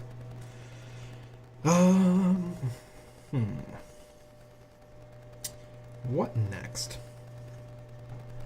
You know what? Let's slap the clock crystal on here before I forget. And I think I have another 24 megahertz. Yes. Another 24 megahertz crystal somewhere. Oh, actually. It's in here.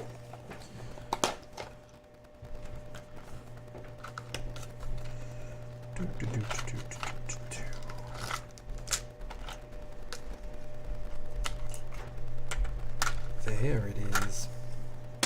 Lucky me. And I'm going to be a psycho and just solder it straight in, baby. Throw caution to the wind.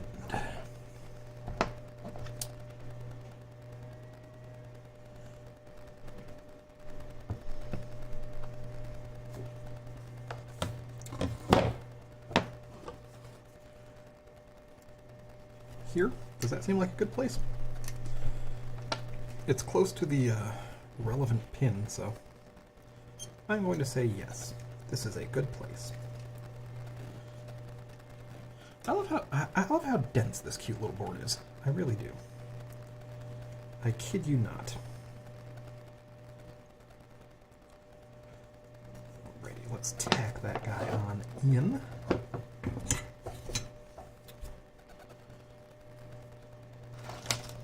There's solder somewhere in this gaggle.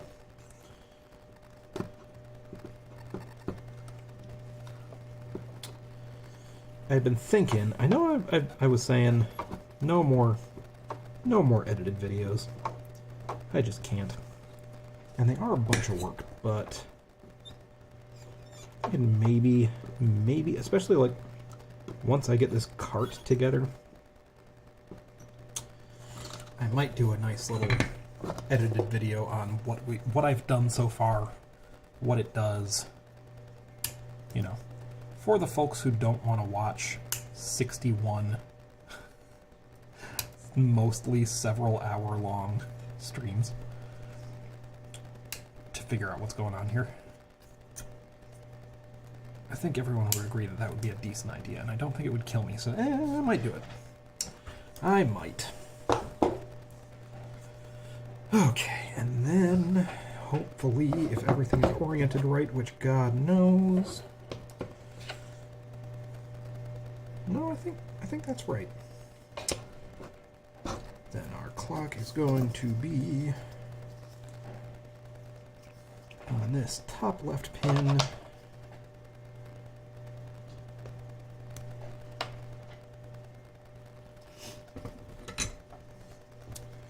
And it goes to 1, 2, 3, fourth from the right on the bottom. 1, 2, 3, 4. Yes, that seems right.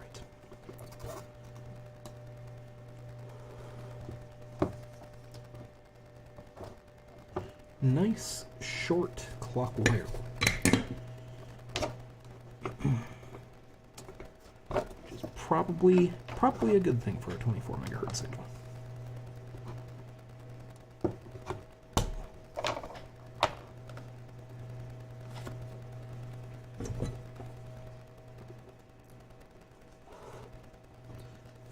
There we go.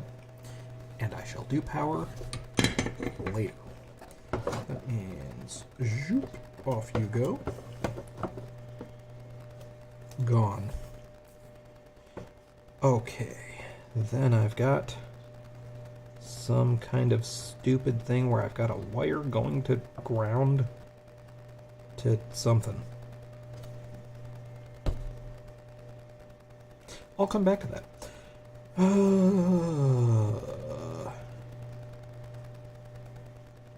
Shall I?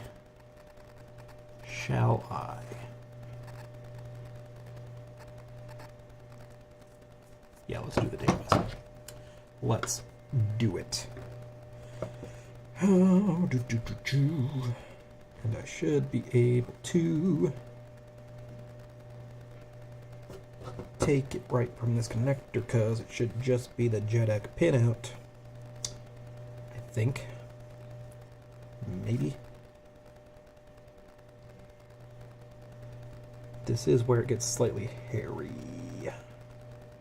Because it's going of course to my board, which is or rather my connections and my pinouts, which are not a standardized thing that I can look up. I have to remember what the fuck I did. Don't get too scared. I am removing some now unneeded signals that are going to the address decoder and other sundry things. PAL chip over here. Just so that I can see better. Because I don't need to remember what those do or hook them up in a particular way because I already have a new and different one on there. So I think I'm just going to go ahead and remove all the wires that don't go directly to the floppy controller. So as my silly brain does not get confused.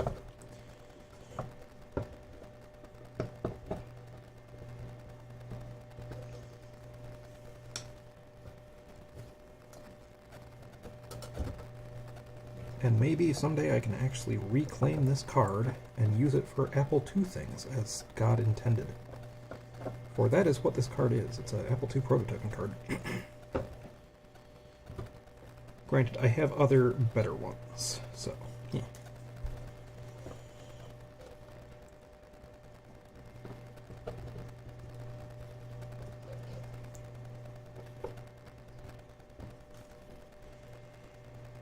And I think, no, there's still a couple more. That's what I think.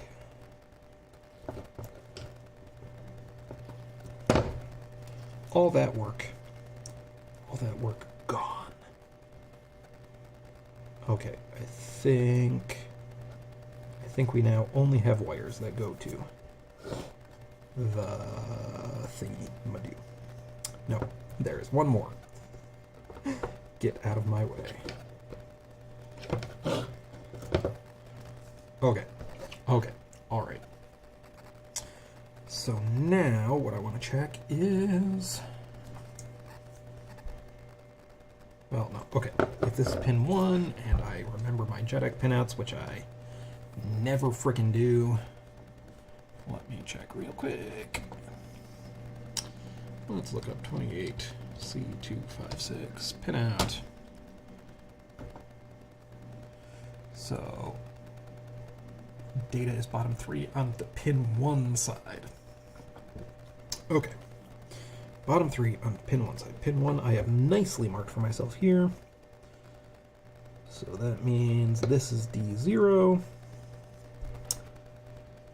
And of course, that goes over my weird frickin' header thing here. So life can't be easy. I think they pretty much match up.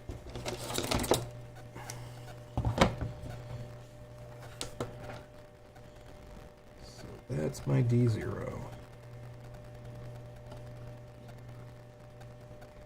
And then once I have these like matched up, I can use that information to just rip through these, hopefully. Okay. So, yes, they are the same on this header and the chip, but they are flipped. Good to know. So, now I just need to suss out.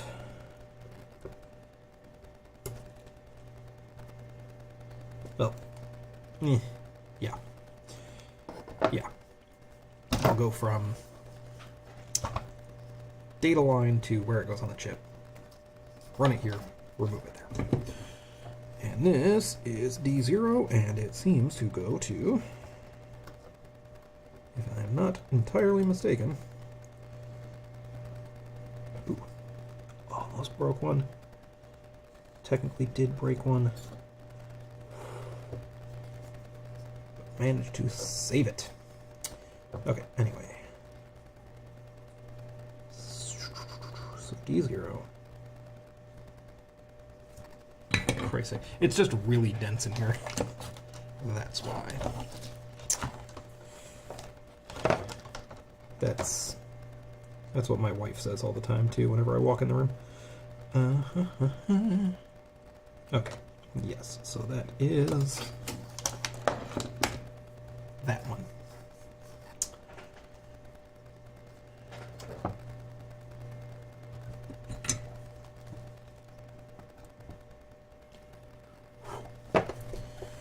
And where, oh where shall I connect to D0?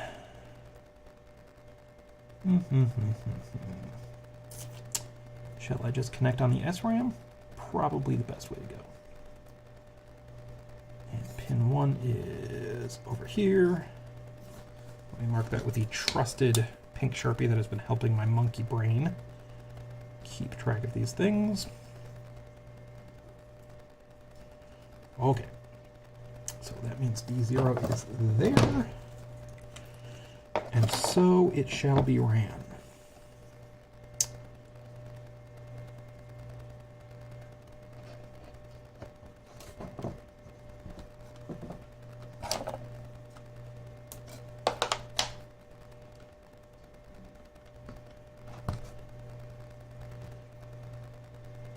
I guess what I should really be doing is doing the same thing, disconnecting it at the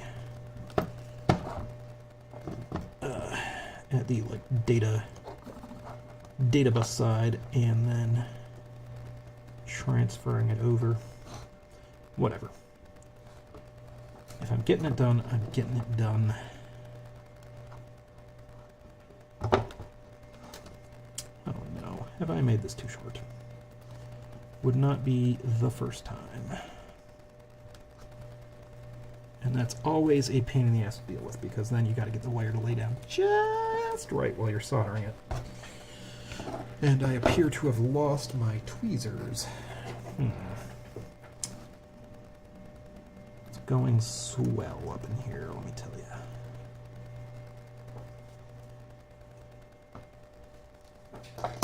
Okay, that might actually work.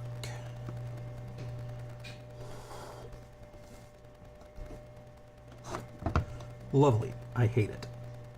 It will work though. Alright. Oh, my tweezers were under my fucking hand. Come on, bro. Okay, so 1, 2, 3. Fourth one up was D0. Thank God I actually connected to the right one. Brilliant. Okay. Now, D1, which is the third one up.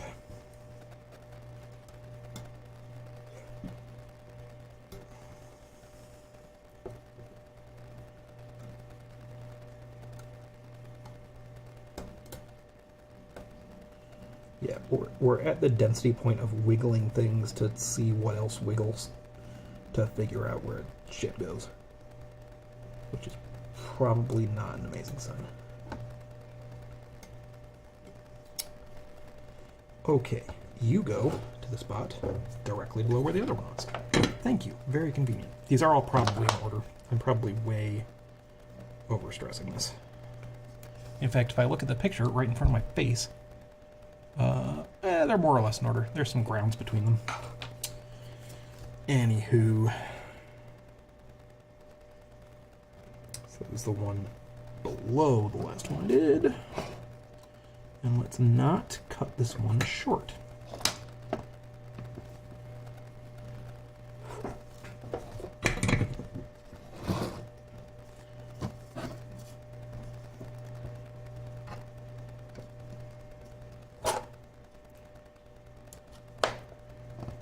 Ooh, I think I did it just right.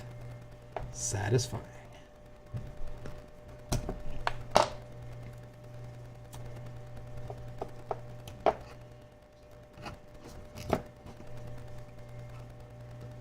Might even be able to get an actual gasp right angle bend into this one.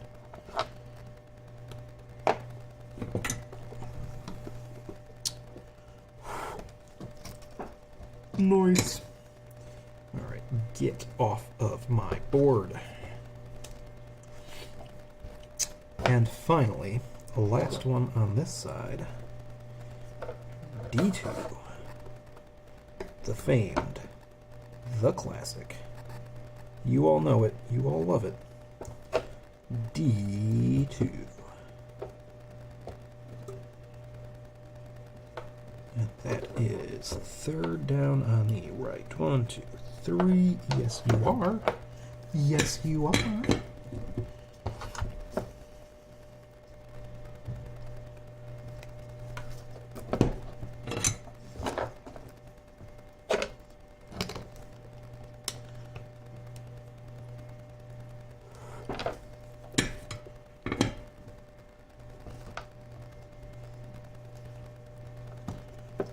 Third.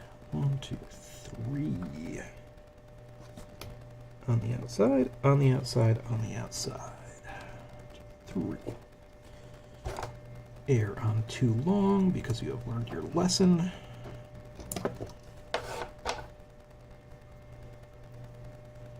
Maybe.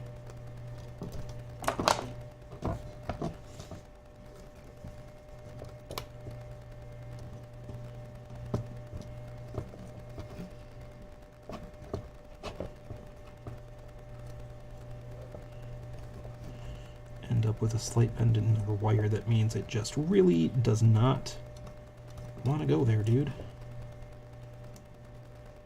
Convince it politely.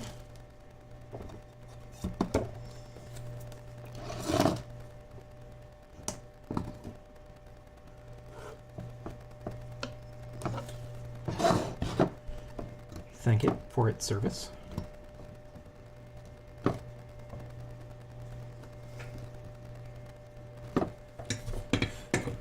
If you're wondering why your electronics projects aren't working, it's because you are not being kind enough to your components. That's a fact. Okay, when I get done with this databus, I will look up and I will say something to chat, and then I will look back.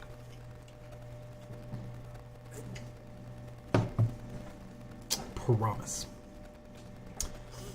Okay, so theoretically, this is D3, D4, D5, D6,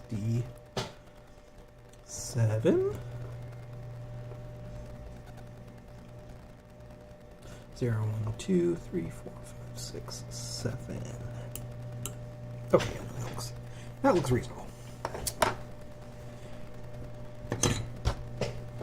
So, D3.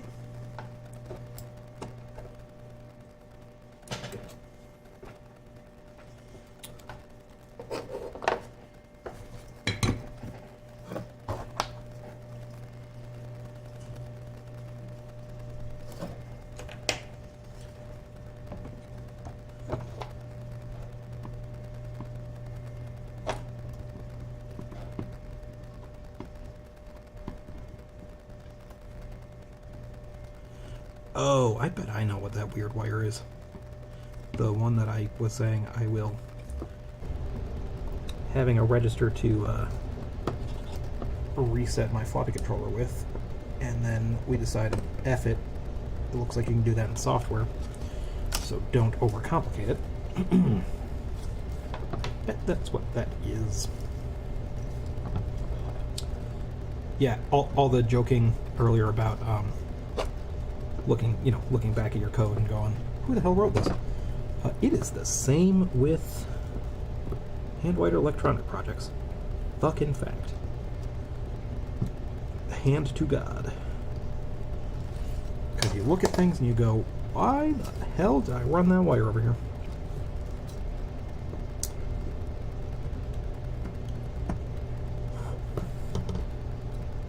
And sometimes it's just because you left it there, because it doesn't need to be there, but you didn't want us to do any more soldering, so you just said, it'll work with it there. And you left it to confuse future generations. Okay, and that goes where? 1,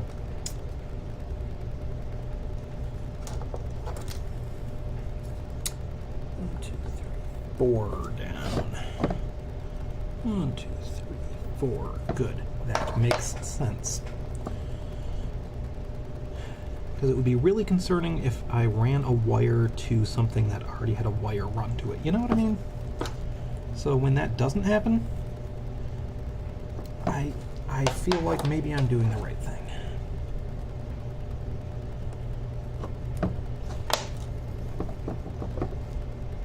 One, two, three, 4. Say, please, please, Mr. Wire, if you help me out this time, I will never ask you for help again. Tell it it's the prettiest wire you've ever seen.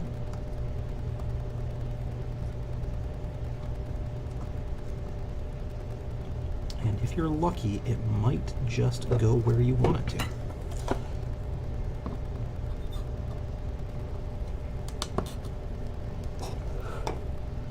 Just like that, see? Kindness. Kindness, it works.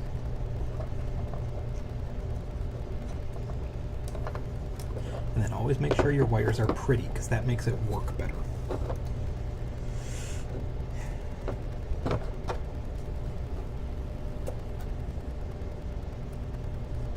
Which is actually probably not true, because I feel like pretty would equate to running them parallel, and that's going to induce more crosstalk. Not that it matters on this scale, but technically you wanted to cross and not be parallel if you want to reduce crosstalk. If you don't want to reduce crosstalk, then do whatever you want. Alright, we are on to D4, I think. Yes. And that is 1, 2, 3, 4. It is just directly next to the one that I just did. How convenient.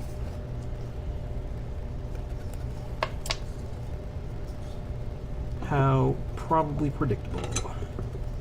Especially considering that I looked at the schematic a minute ago and it told me that they are pretty much all next to each other.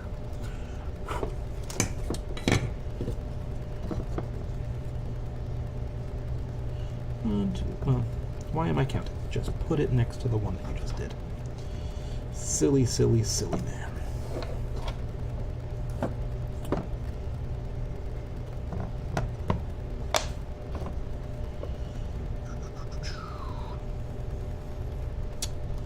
Sing the praises. You are a wonderful wire.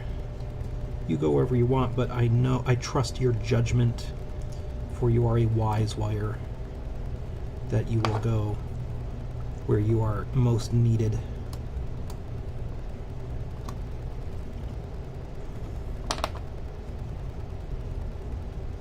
And that's good enough. I will take it.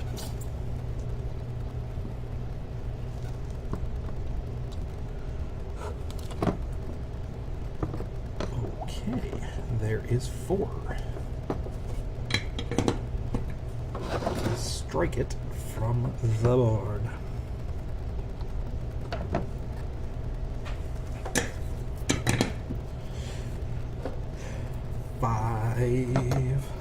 Five alive. Do not disassemble.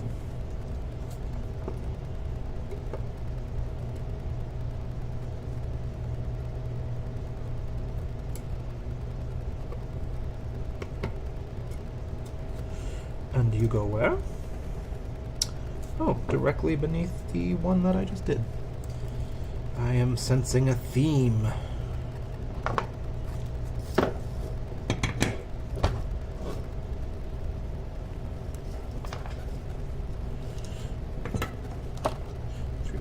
Five.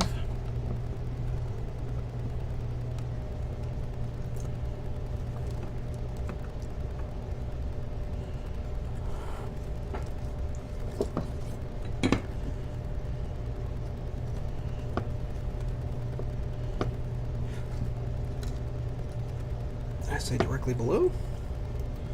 I totally did.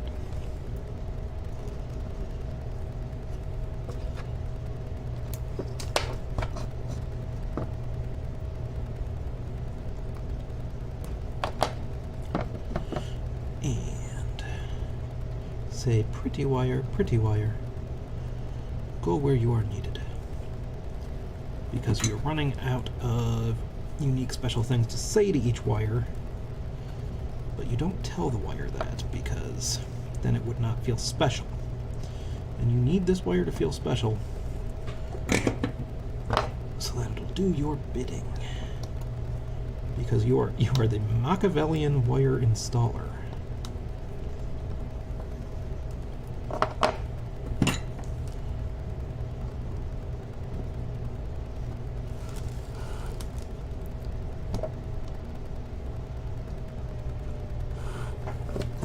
Ends are the only thing that matters. The ends of the wires.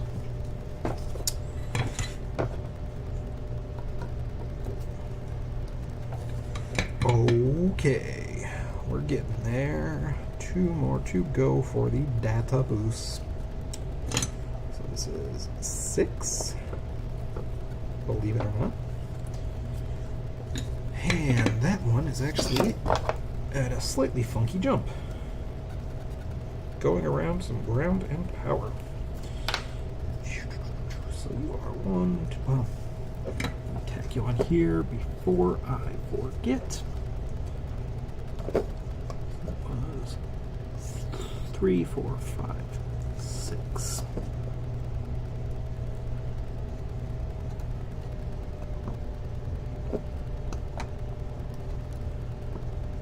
Come on. That's the back of my head looking. Any problems back there I should be aware of? Okay, now let us count.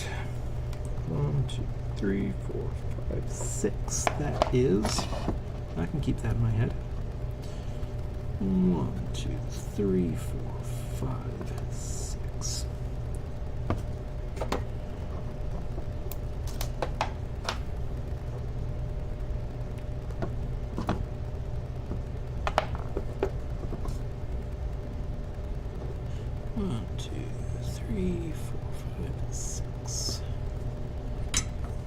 Oh, glorious wire. Do be soldered in the good spot where it's good.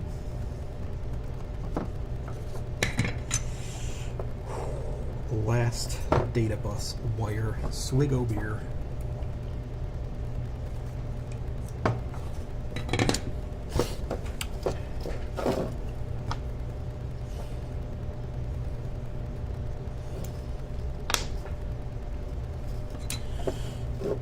That was 3, 4, 5, 6, and lo and behold, data bus 7.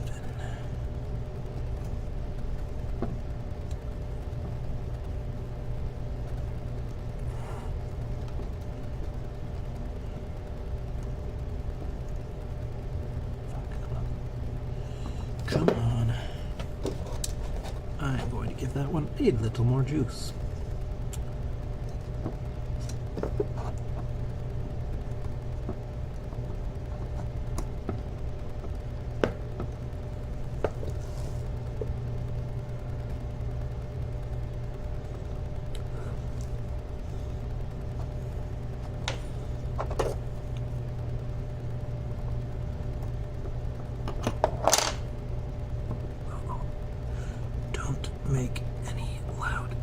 is...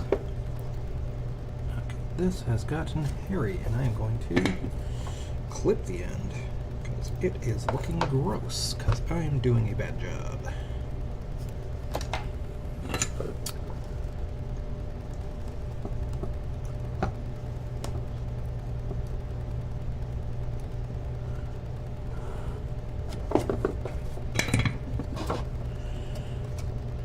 Okay.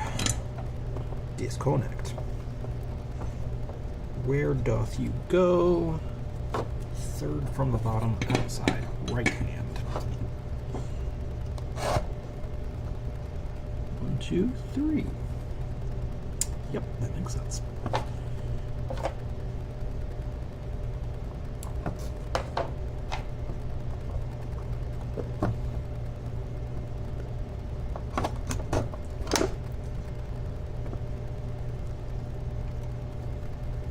This one, I'm not even going to say nice things to.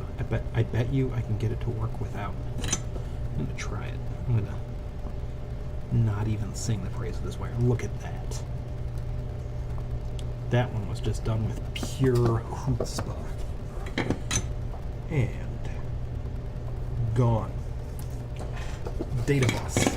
Done. Now, just to confirm, I am still going to confirm it. I'm not insane.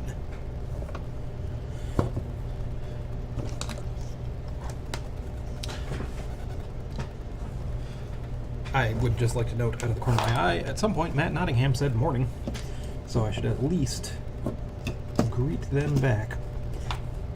Okay, so I said D0 is on the pin one side, right? And on here it is 11, second one down, easy. Perfect, looks good. D1 is the fourth one. 1, 2, 3, 4, perfect. D2 is right below that. Lovely. D3 is right below that. Perfect. D4 is one jump.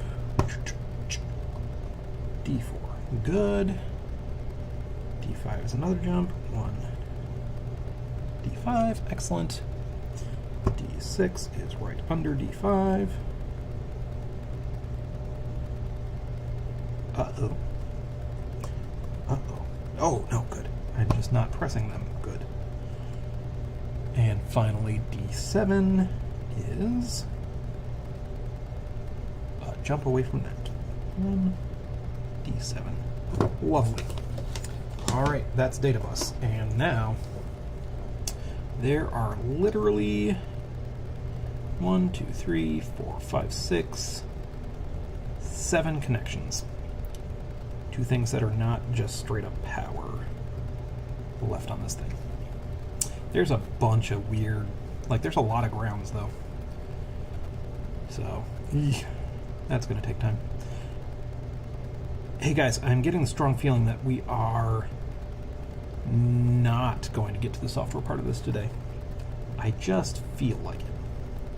In fact, let's see, we've done like 220.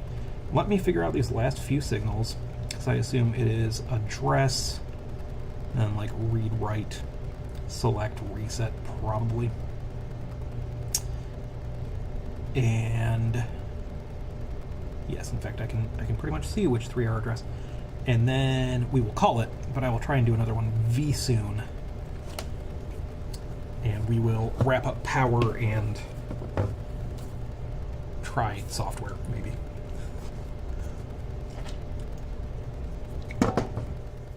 Okay. I promised reading some. Minor Illusions, ages ago, said, Shandy is good. I'm on a beer break. A beer tolerance break? That's... Well, I was going to say the first time I've heard of that, but I don't think that's the first time I've heard about that. Herb said, I don't know anything about NES except the cartridge connector is always bad. True that. And Minor Illusion said, not the connector. Herb said, voltages, reset clock. Minor Illusion said, check volts, don't think I checked reset. I have the PPU pulled, going to put in SIP socket to test. Is the PPU a SIP? Huh. Minor Illusion said, this looks as fun as the OpenTendo I'm doing. Isn't OpenTendo your thing, or is that project to like build an NES from almost all new parts? I think, maybe. Dave says it is. Right. Of all places I saw that in LTT, that's the only place I saw that. Looked interesting. I don't quite get it, but like if you have the parts, you have an NES. Like they're like all custom parts. I was thinking, where when you said I think he meant ZIF, I was thinking the same thing. In which case, a ZIP NES is fun. Also, was saying just bought a Hako FR301 desoldering gun. Those look very nice. My cheapo one that I got at VCF it's serving me. It's much better than nothing, but yeah. The Hako is probably... I mean, I love my Hako iron. Everybody loves that iron. I said hi to Matt Nottingham. Wareham said hi to Matt Nottingham. Wareham said, what's left? All the VCC ground, clock, pull-ups, control lines? Yep. That's pretty much it. Pull-ups are done for the floppy, yeah. And those are the only pull-ups involved. Wareham said, oh, the dreaded power on reset. I don't think we need it. I think... In fact, I'm going to look at that right now. I'm pretty sure that's the thing that's connected to ground by a weird long wire right now. Because I did end up determining software reset should be good enough. Yeah, Trey said I thought the PPU was a dip. So on and so forth. Conversation about ZIF versus SIP.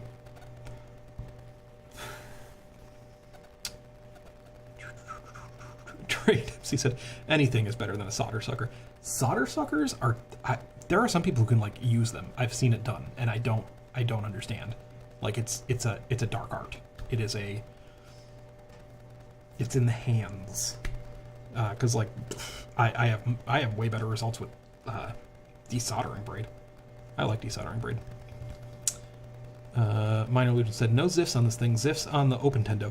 Dip is right. I'm just talking about the rails of sizable socket. Okay, yeah. Which makes sense because that's a fat old chip. So it was what Dave said, is using SIPs to make a dip socket. That makes sense. Minor Illusion said, I still use a solder sucker sometimes when the gun won't do it. God damn. God, I can't get them to work. Yep, Trey said, I don't have the solder sucker skill. I end up just melting the tip and not moving any solder. My entire experience. Okay, let's look at this reset line.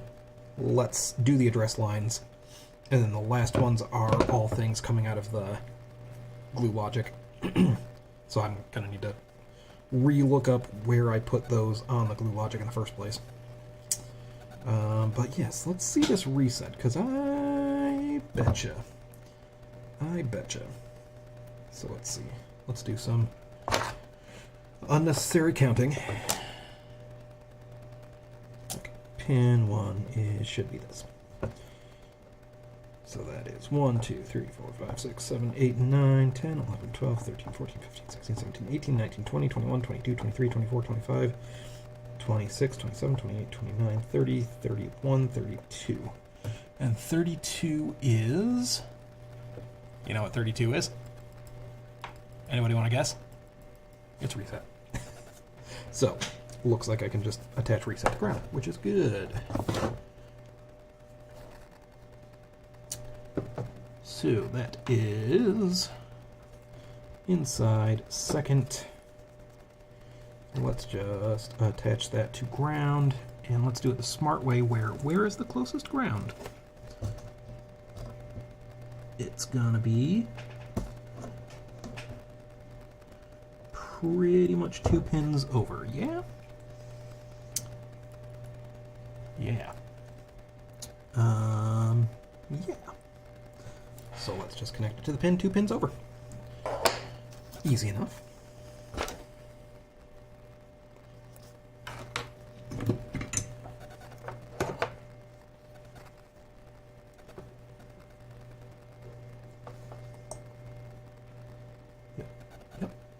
2, 3, 4.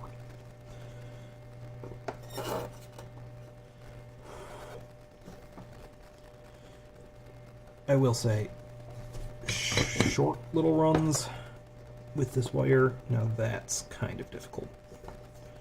Just because when they get this small, they get kind of hard to strip, and I tend to yank them off the board. Which is not the end of the world, but it's fiddly.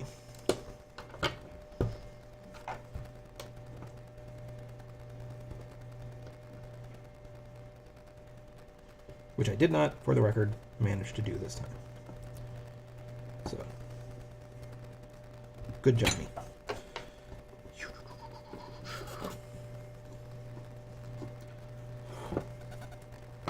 Cool. That's reset. Get the fuck out of here. In the trash. Okay, that means these wires that you can't see, there are wires up here, must be the address lines. Surely.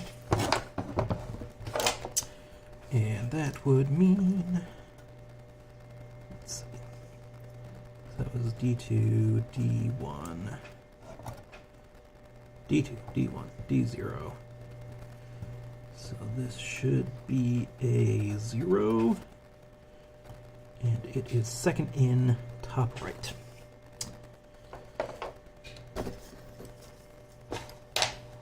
The nice thing is, 3 address lines.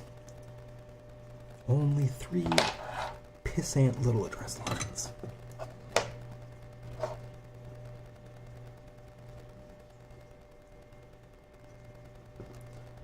Oh fuck. Oh fuck. Oh fuck.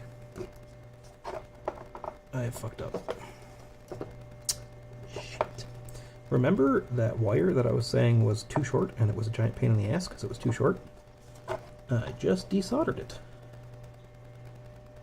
Not because it's too short, but you know, of all the wires to desolder, it had to be the pain in the dick one. Because that's the way the world works.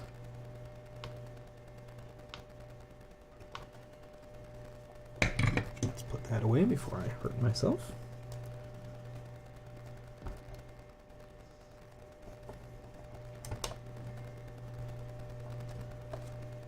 Well, maybe this was for the best, because I think I actually got it in a slightly better position. Sure, we're going to call that better.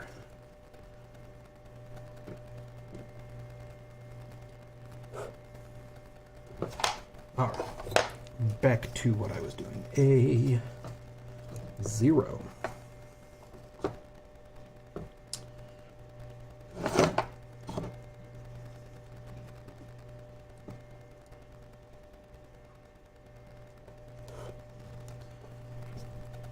And taking forever because I want to make sure it's a good connection, and simultaneously worrying and wondering if I am boiling my SRAM, which is kind of stupid because it's socketed, so I could just pull it, but too late. Also, it feels fine. Where were you going? No, not you. Not you, damn it. Right, second in, top row.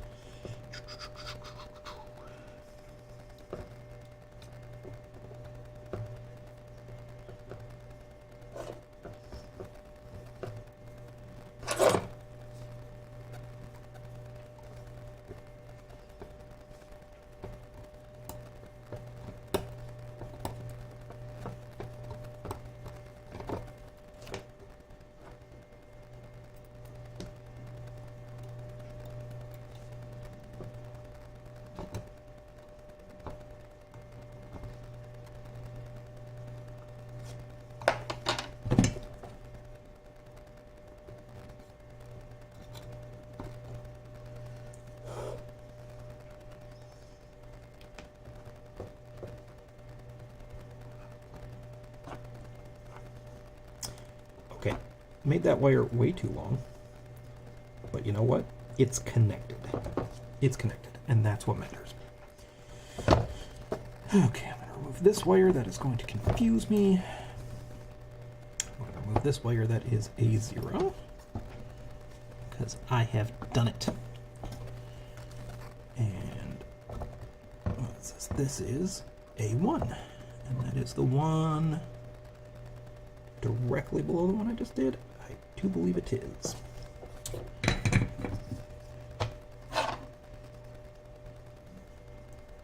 Maybe I'll try and make this one not as insanely long.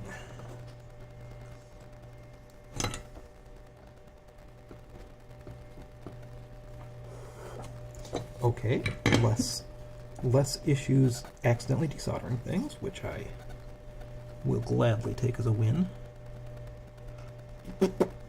Second row, third one in.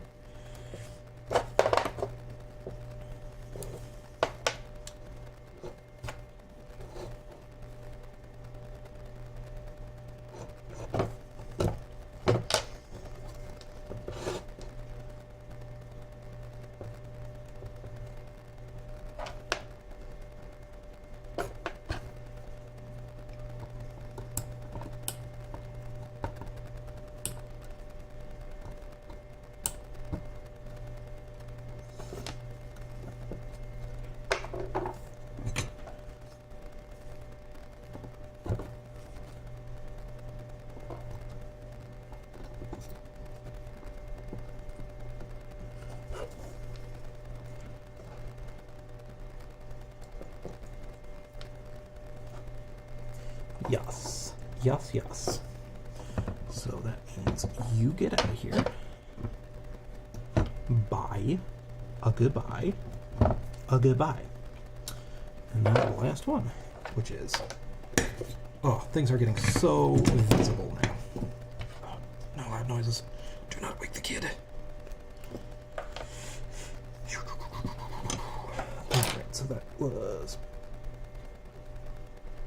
A0, A1, A2.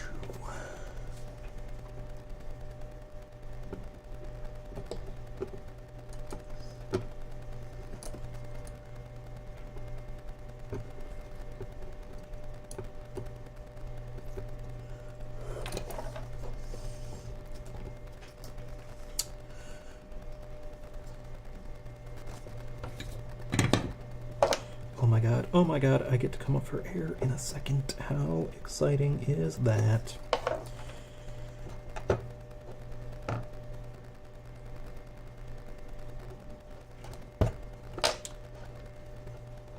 Man, if you've made it this long, God bless you.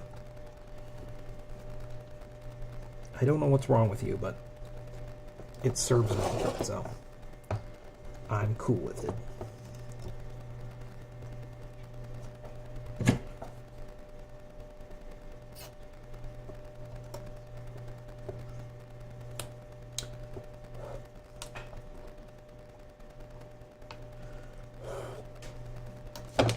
I believe that is a connection. And that is address lines. Addressed. Would you like to check them with me?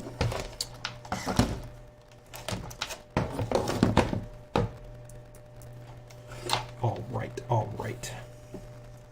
So that is D2, D1, D0, A1, steak sauce, also not A1, A0. And A0 is located, should be there.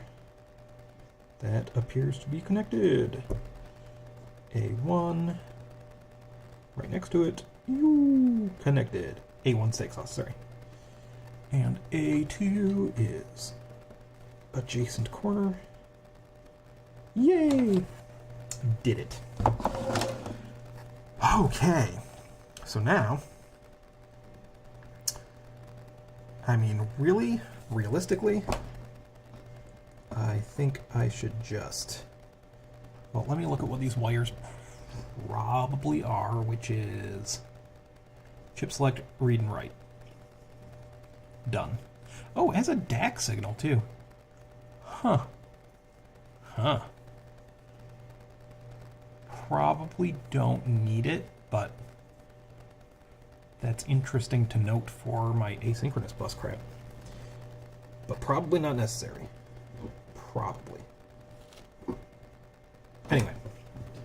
So those are definitely they, so let me just get rid of these and call it a day, and I will have to look at my PAL code to see where those actually go. Let me see if chat said anything in the meantime, though.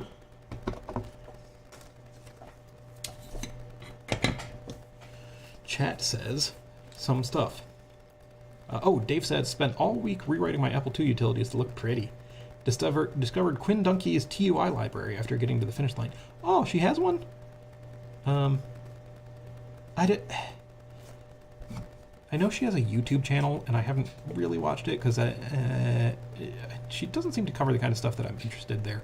I've tried. It's but I mean, I've loved her blog for forever, like following the her Veronica project. So the fact that she has one, I guess, is not crazy, but I did not know that she had one. That's cool. Minor Illusion said, I also use Flux when desoldering, and it helps tons. That's another tool that I really should have that I don't. Dave said, time for me to crash. Good night, everyone. Which is, I see, yeah, that's totally reasonable. It's a weeknight. And Dave is in the same time zone as me, so it's definitely, yeah, it's midnight, which I need to take off here in a second, too. Minor Illusion said, good night. Minor Illusion also said, anybody know what the 5-pin power reset connector is called on the NES motherboard? I can't find them anywhere. 6-pin with 5 pins populated. Are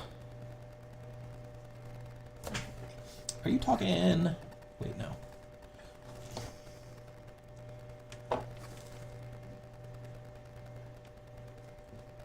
Now I'm just looking at stuff. Is it the big... Is it the big blue connector you're talking about? Wait, 1, 2, 3, 4, 5. I can't tell if there's a missing pin there, but I think it's the big blue connector you're talking about. If that's what you're talking about, my answer is I don't have any clue. Sorry. Trey says, soldering is all about managing oxide. It's like a hard shell with a gooey center. The flux dissolves the oxide layer. Trey says, makes soldering many times easier, and if you use the lead-free stuff, it makes it possible. I mean, I seem to get by.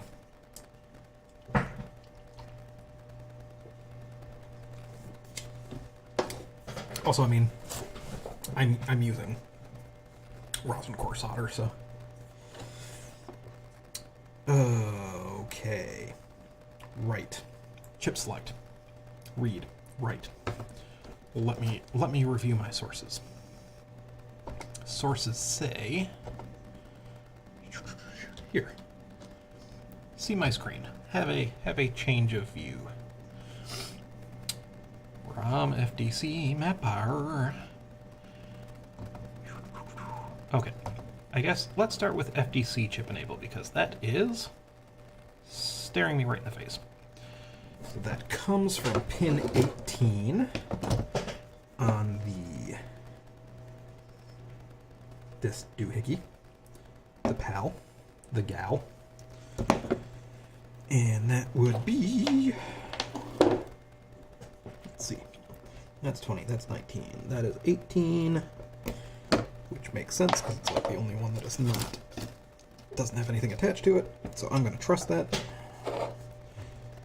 Give it a little more solder because I think it's going to need it. Give it ye old wire as they say.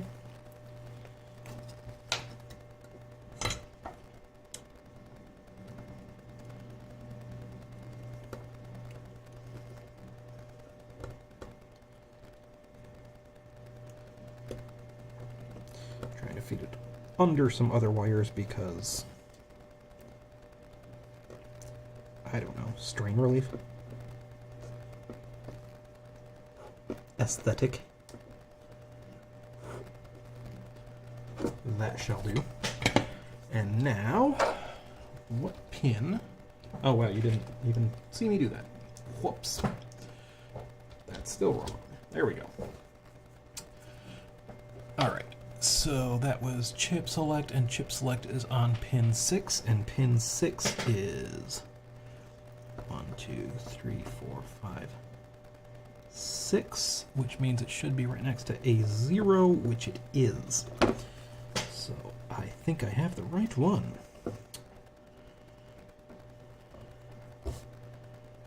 1, 2, 3, 4, 5, 6. Trust yourself. Trust in yourself. You can do it.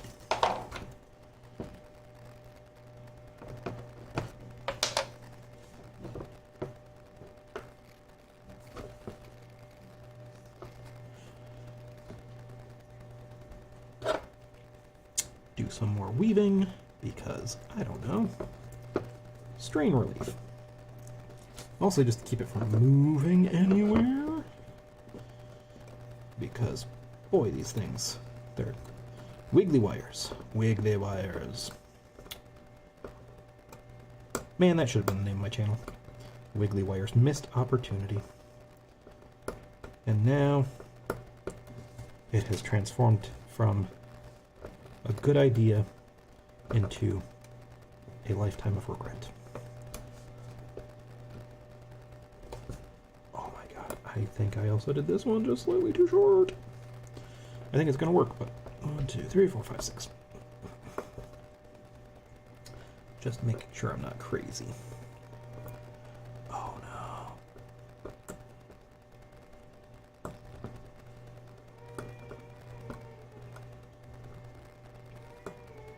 It's the baby again. Now I can't help but feel like I must be at fault.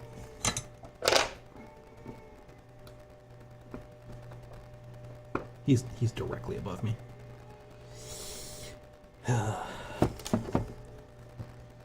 Mama is not going to be happy.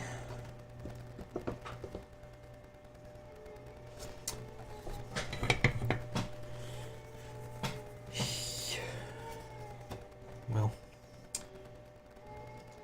anyhow.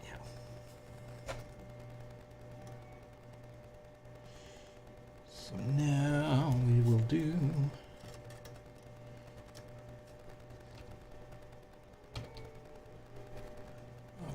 right is pin 17. So that's just, you know, the next one. Convenient.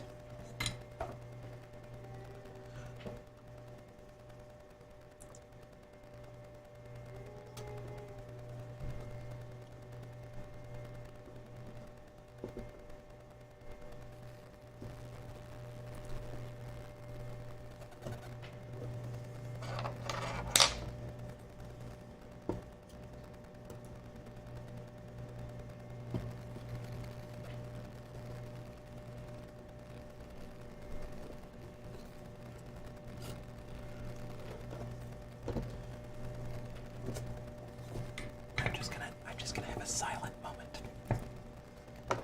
for the sake of the child. Mostly for the sake of the child's mother.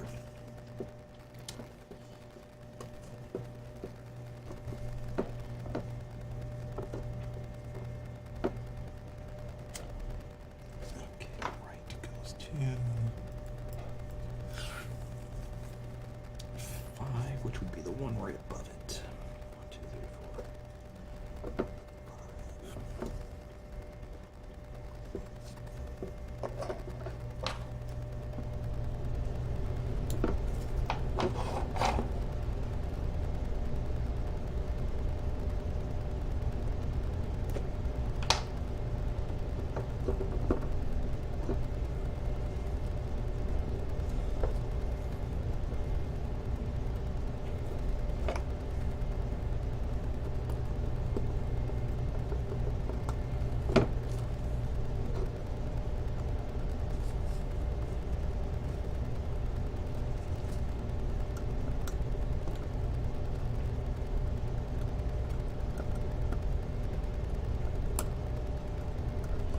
ASMR soldering.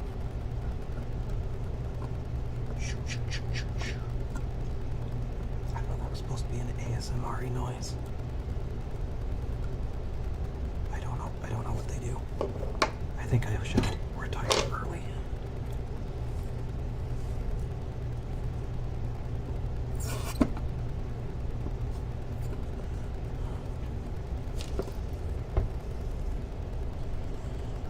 Okay, that seems connected. One more.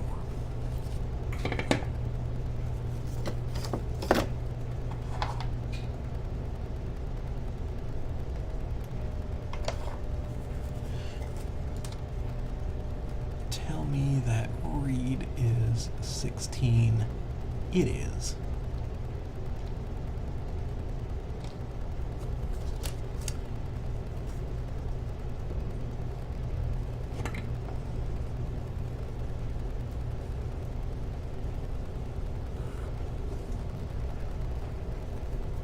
And on the chip it is 4,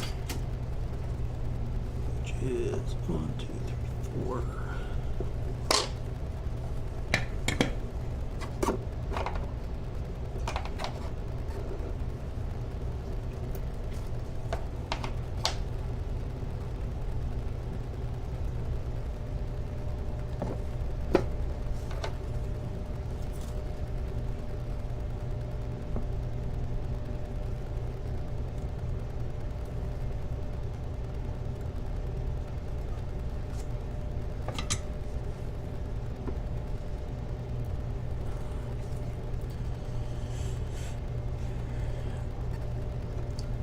Joe.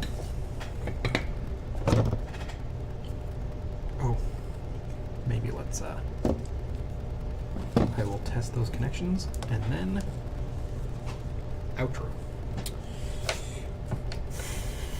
Okay, let's see. Excuse me, chip select is the third one in on the top. Sorry, no, the fourth one. 9876. Pin 18, lovely. And the next one was right, lovely, and the next one was read, lovely. Okay, let's go to front cam and wrap this bad boy up. That has gone for almost 3 hours, but I kind of figured it would. Yes, let me lean into the mic really quick so that you can hear me. So that's that. I was going to say nothing has changed on the front, but no, we got a couple of resistors on there now and a crystal. And some signals on the back. But that should be all of the like signal wires. Now I just got to pop power on there. So this will be next time. We will run the power lines. This was going to be the most complicated chip. This is no surprise to me. But after running the power lines, that should be the last thing. That will be a finished cart, which is kind of fucking awesome. But yeah, so that's that.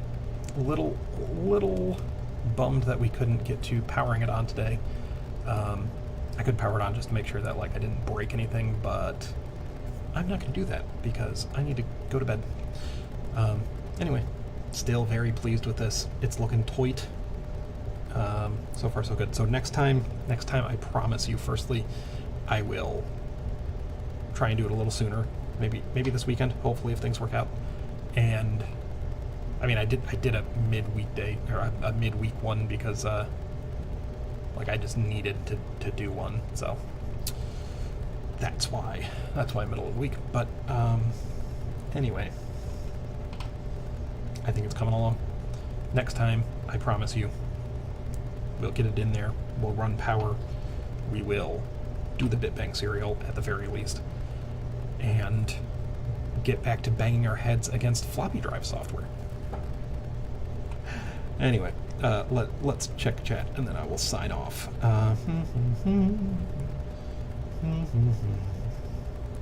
Yeah, Minor Illusion still. They were back talking about flux. So Minor Illusion said, makes total sense, Trace. The oxide, I assume, is from air during the soldering process. Like with welding, I do some of that too. I would like to do some welding. one of the many things that I'd like to get into that I don't have time for.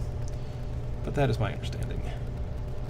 Minor illusion. Still got my controller socket installed, and the socket strips for the PPU while sitting here. Not too bad for goofing off. Yeah, hopefully I'm good. I figure that's like the niche that I'm in here, is like having just some background nerdery, someone to solder along with. It's cool to hear that you did that, because that's kind of what I always hoped for this to be, because it's clearly not going to be a high energy thing. Minor Illusion said, controller sockets on the Open Tendo, anyhow, different board. Wereworm went to sleep, daylight savings time, robbed him in an hour. So sorry, Wereworm. Good night. Yeah, Minor Illusion said, thanks for the stream. Oh, I thought I had seen your name before, Minor Illusion. They said, oh yeah, the floppy drive brought me here before. And Trey said, yep, it's just like welding. Minor Illusion said, I like it. Me too, me too. On that note, I like leaving on that note. I do like it. Hopefully my wife won't beat me too much. If she does, I probably deserve it. No, I'm sure we'll be fine. I just hope I was not the one who woke up the baby twice. Anyway, I had a good time hanging out with you guys. It's been a while. The chat was fun. That's that. I could keep on talking all day, but I'm not going to do that. So, see ya. Love ya. Bye-bye.